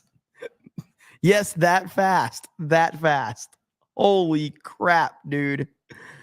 But okay, I'm sure you guys saw this. So the other day, here it is right here. This has got to be one of the greatest moments ever. So President Trump and Jerome Powell, basically Trump just set him up. Trump set him up to just destroy him in front of everyone, okay? And this is going somewhere. So wait just a minute here. So first we're going to like this is legitimately, this is bullying, and I support it, but this is bullying. What Trump did to Jerome Powell is 100% bullying. It's so bad. Went up a little bit, or a lot. So the 2.7 is now 3.1. I'm not aware of that. Yeah, it just came out. Yeah, I haven't heard that from anybody at the Fed. Yeah, it just came out. I noticed that at about 3.1 as well. 3.1. 3.2. Got Tim Scott to co-sign it. This came from us. Yes. I don't know who does. The point is so great. Look at this. Is so good. He's just destroying him right in front of the media with hard hats on. I don't know who does that. You're including the Martin renovation. You just added. Yeah, you just added in a third building. Is what that is. That's a third building. Well, no, but it's a building that's being built. No, it was built 5 years ago. We finished Martin 5 years ago. It's part of the overall work. But So, it's not new. So we're going to take a look. We're going to see what's happening, and it's got a long way. Do you expect any more additional cost overruns? Don't expect them. We're ready for them, but we have a little bit of a reserve that we may use. But no, we don't expect to be finished in 2027. We're well along, as you can see.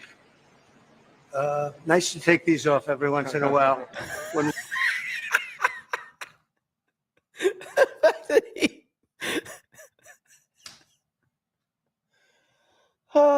This is fucking great, dude. Like, how is this real? How is this real? All right. Now, the better part here, though, and the reason I'm bringing this up, all right, is because there is this steel frame, and the caption with this steel frame, we will never, ever, ever, ever see another president like this. Look at this.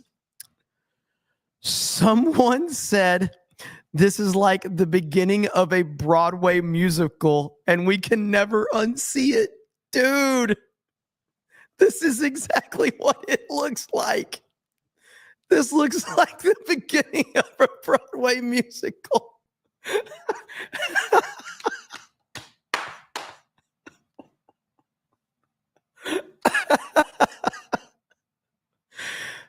Dude, how does Trump do it? How does he do it? I don't understand how he continues to do these incredible, iconic pictures that will live forever.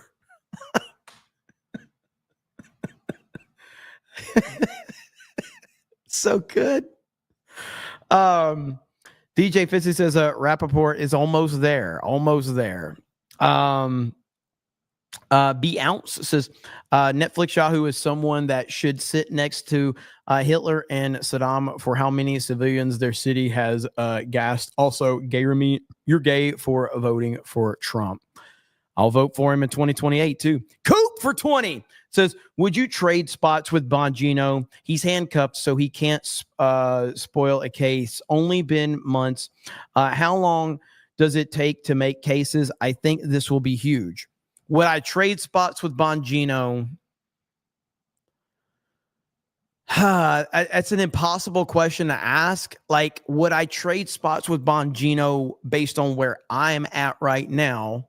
Would I take the job as deputy director of the FBI? I think that's a different question than if I was in Dan Bongino's position when he was offered the FBI director, or the deputy director. I would not if I was Dan Bongino. I'm not sure I would. As like, first of all, I'm not qualified. I'm not qualified to be the FBI deputy director at all. Dan Bongino is far more qualified than I am. So no, I wouldn't know. I mean, I don't think that there's anything there's nothing that will take me away from what I do now. I don't think there's anything that I would see. My mission in life and my goal in life is to build Geeks and Gamers, build it. The team that I have, the people that rely on me, the amount of money that the chat has given me and continues to give me goes back into building this. I can't just abandon that. People have given a lot of money to me, and we continue to invest that. And I don't want that to all go to waste. I just can't. Like, my goal is for Geeks and Gamers to be alive and well long after I'm gone. And so that's my legacy. So no, I wouldn't do it. So, but I also don't think I'm not qualified for that shit either. Beyonce says, don't vote for crazy people that try to deport grandmas like Madonna. And no, it wasn't a Dem that stopped her from getting deported. It was a Republican that cares about law and order. I don't know what specifically you're talking about. So, but ultimately, you have to, with anything, like, you have to have definitive rules, and you can't bend on those rules. So if someone is an illegal immigrant, they need to be deported. It's that simple. End of discussion. So, you can't draw a line and go, well, we do have these rules of illegal immigration, but this person should get no. If you're illegal, you've broken the law. You don't need to be in our country. End of discussion. If you want to be in our country, go through the process of becoming part of our country through the process that's there. A lot of other people have done it that way. You don't get a free pass. Illegal is illegal. Deathu says Kevin Spacey didn't want to go to Epstein Island because there were young girls, because he's into Bro Island. Yeah, Spacey's he's definitely not into girls, that's for sure. MAGA Mike says, brother, as a Twitter outside, Twitter sucks. Twitter is the worst. It really is. I Lucifer says Kevin Spacey, John Doe in 7 Joy. Enjoy that performance. Seven is, yeah, absolutely. That is an amazing film, and he does an amazing job in that one. MAGA Mike says Trump publicly planning out and owning Jerome Powell is the type of shit that I love in government, and it is so rare. It 100% is. Trump is Trump, man. He's a special one, man. And we're never going to get anyone else like him. Period. So. Let's see here. What is this? Oh, I can't show that. That's some type of somebody getting beat up or something like that. Of course, YouTube would hit me for violence, so we can't do that. And there was one other topic that I wanted to cover before we end tonight, if I can find it. Right here. So the whole Ghislaine, whatever, Maxwell story, she's been granted limited immunity by the Trump DOJ. So this is what's funny to me is that, you know, if you go and look right here on this post right here, if you go look at my replies, there's a few people. I don't want to go too far down because it's Twitter. All right, I'm not going that much further down, but I had a bunch of people in my replies going, "Oh, Trump will do anything. He'll do anything to not talk about the Epstein list." And I'm like, but his DOJ is actively working on getting all the information they can, and that's apparently not good enough either. And that's the whole thing about it. Like, I want this thing dealt with. I think the Trump administration has done a terrible job of handling the Epstein situation up to this point. And I think Trump himself has made some disastrous mistakes as well. I also think that Trump typically course corrects to the best of his ability when he knows he has stepped in it. And I think he knows he has stepped in it. He's not the type that's ever going to apologize. He's not that way. That's not what Trump does. He does not apologize. He does course correct. And so this is the second time that Deputy Attorney General Todd Blanche has talked with Maxwell. And apparently she's released a lot of information, and this is good. This is all good news. Now, there is a big discussion that her attorneys are requesting a pardon. Trump was asked about that publicly. He basically would not comment on it, said that that's not a time to be talking about that. That tells me that Trump is considering it by his response of saying that it's not time to talk about it. That tells me that Trump is probably considering it. And what's interesting now is that the same Democrats that were threatening Trump over the Epstein list, those same Democrats are freaking out over this news. And that should be very telling to a lot of people that the same Democrat, like, you challenged Trump, like, you did this, you know. Here's Greg here. He says, why are liberals melting down over the Epstein transparency? They were begging for this a couple of days ago. Why are they freaking out now? Why now? You guys were using this against Trump, something that you didn't bring up in the 4 years that Biden was president. Suddenly, when it became very, very kind of clickbaity for you to target Trump over this. And now all of a sudden you're freaking out because you talked a bunch of shit. You used it against Trump. And now you seem to be panicking over this. And of course, we all know these Krankenstein guys are the worst. Like, these guys are the worst human beings on the entire platform of Twitter. And that says a lot, but they are terrible. And so, yeah, it's going to be interesting to see how this all plays out. I think that, this is going to take some time to work out. And there's a lot of impatient people because, like I've said, the age of social media has essentially made it to where people don't understand that there is a process that goes along with a lot of this stuff. It takes time. But what TikTok and Twitter and Facebook have essentially done to people's brains is they want instant gratification for the thing that they're asking for. They want instant results. They don't think that you need to take time to do anything. It's like, no, I'm asking for this. I need this right now. And it's such a weird situation. Now, I personally, like I said, I want whatever information is out there to be fully released. And I don't want anyone protected in the government or in business or anything like that. I don't care who it is. I don't care who's on whatever the list is or isn't, whatever that ultimately is, whoever's on that. I want every single person exposed so that the world can know what they have done and who they are. And that's going to probably take time to build all of that up and make sure that, that you're not being lied to or manipulated, yada, yada, yada. So we shall see what happens. But, that's the latest update on it. But the people that are crying about it are going to continue to cry about it because they're not actually looking for a solution. They're just looking to cry about it, So B Out says she tried to, but it takes 47 years for them to try to look into her case. Sorry, but if Trump wanted to, he would try to fix the system instead of burning it. You can say do it legal all you want.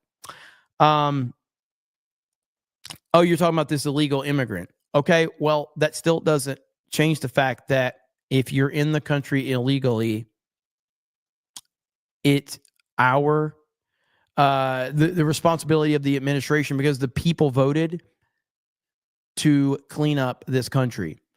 I have always wanted to go to visit Japan just because I think Japan's a cool place. When I go to Japan, do I expect them to speak my language? Do I expect I can just walk into their country without having the proper, paperwork or whatever? No, I've never went because I need to get, maybe a translator with me. I need to get the proper paperwork. I need to whatever. Like, you can't just walk into another fucking country that you're not a citizen of, or if you don't have the approval. And I don't have any sympathy for you if you're an illegal immigrant in this country. I don't give a fuck. You don't care about me because you walked into my country and all of these motherfuckers seem to think I'm supposed to speak their fucking language. I'm supposed to fucking cater to do. No, motherfucker, you're supposed to cater to us. You're in our fucking country. So no, I don't have any sympathy for some illegal immigrant that walks into our country and pretends that we're supposed to cater to them. We don't need to cater to shit. You cater to us or get the fuck out. Simple as that. So no, I don't have sympathy for illegal immigrants being deported. I don't. End of discussion. DJ says, Jeremy, can you opt out of Top Chat and fix names? I can't. It won't let me.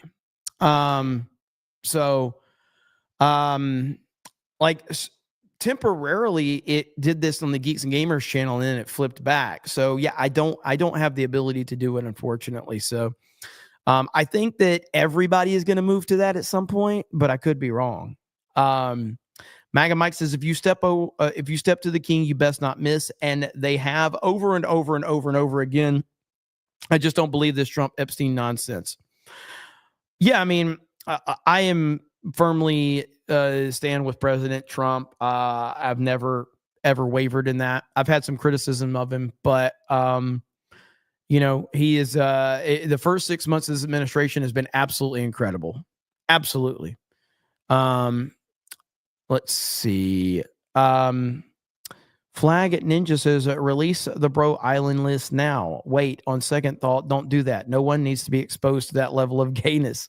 Chad says, look up the new rising political party in Japan, Trump inspired, I think. I will look that up. All right, well, we're at the 2-hour mark, and I'm going to have to cut it there. So probably going to be live late again tomorrow night, depending on what time I get in, but I'll certainly be back on Monday. Probably going to do a double stream on Monday just to get caught back up and get back in the regular rotation.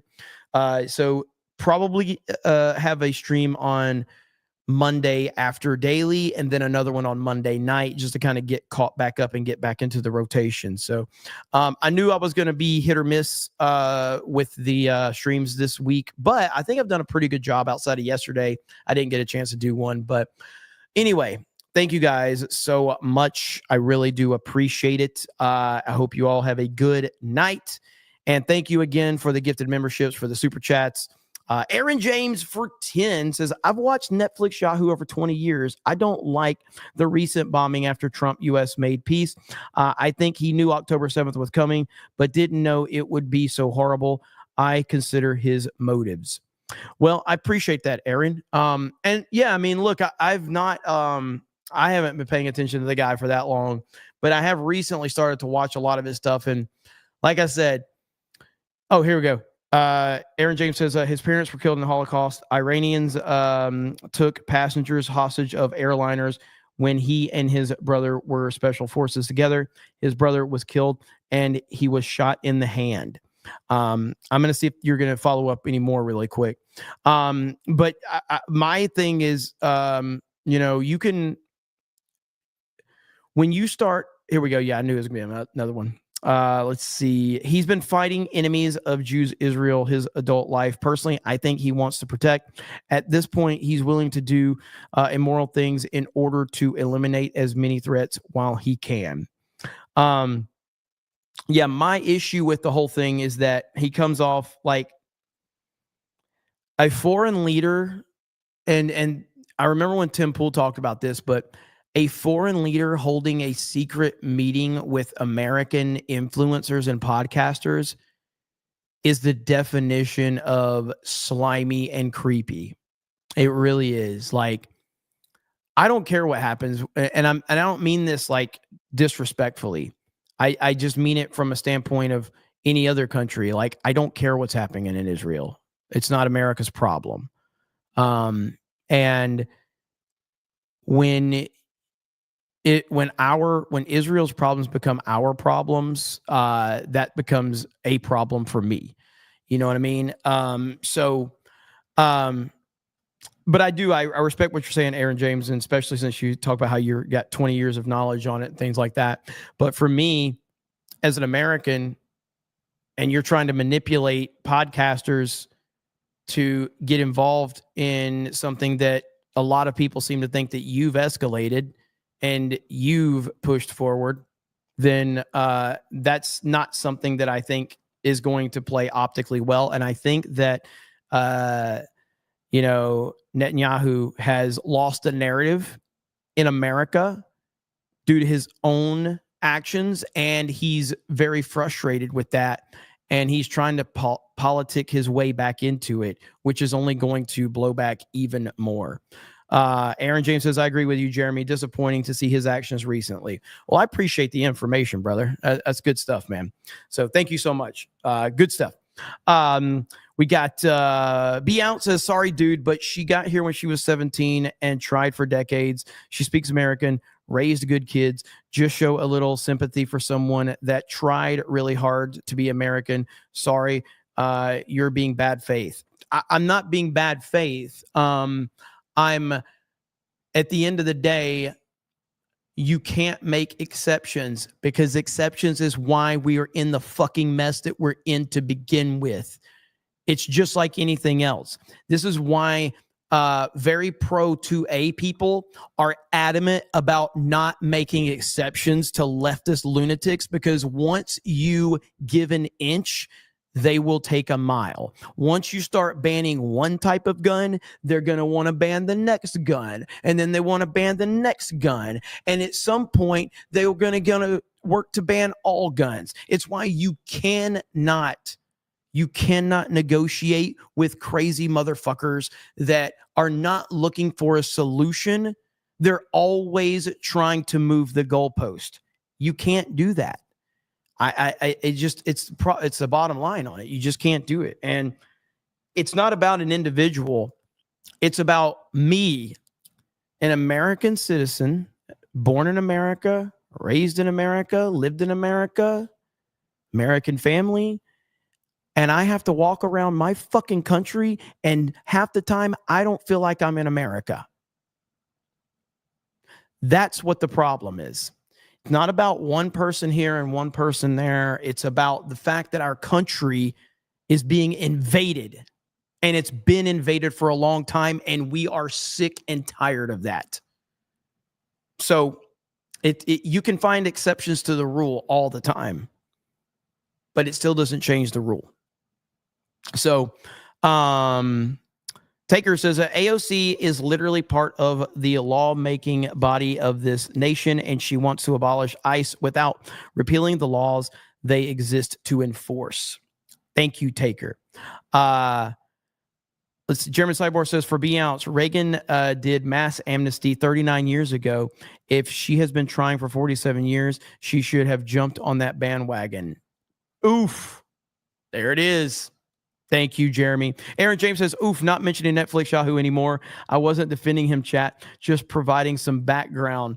Yeah, see, this is the thing. Is like, there's so much. Aaron's like, Aaron's been here for a while, but this is the thing. And this is why I try to troll the anti-Israel side, because they're not looking for a conversation either. They're looking for you to agree with everything that they want. And if you don't, they go fucking ballistic, which is just like a fucking leftist, where they're not listening to what you're saying. They only hear, you don't hate Israel as much as I do. You must be evil, because they don't have the concept of having a fucking conversation. They're emotionally charged, and you can criticize Israel 99%. And then there's 1% where you don't criticize Israel, and the anti-Israel crowd hears the 1%, and they fucking start losing it. And they're like, he didn't 100% hate Israel. He must be a Mossad agent. And this is why I like trolling them, because they're so fucking emotionally unstable, and they don't even realize it. They don't even realize that I am manipulating them emotionally with the way that I talk about them. And I see them in my chat afterwards, and they're like, Jeremy doesn't know what he's talking about. And it's like, okay. But you're seeing what the reason I troll them, Aaron. So I appreciate it though, brother. Sola says, look at Australia when you ban guns, no fight back. 100%. Jim says, let's see, assimilate and speak English only in America. Let's see. All right. I think we're at the end now. So I do appreciate it. The best chat on the internet. And thank you so much. And yeah, I do think let's see. Some not. Jeremy is Mossad. I'm triggered. Coop says, miss my 10 again. What the fuck? Coop always trolling. Always trolling. Let's see. Thank you, brother. Thank you. And thank you guys for hanging out at these late times I've been streaming. I really appreciate it. So thank you. Make sure you smash the melee button. Sean Living Life says, support all illegals. We've already have an established pathway to citizenship. If you disregard that path, you are not entitled to a special path. Agreed. Coop, shut up. All right, we're going to end it there. Thank you, guys. I'll be back on the regular rotation Monday, and I'll try to go live tomorrow night, depending on what time I get in. We shall see. So have a good night, and we'll talk to all of you later. Bye, everyone.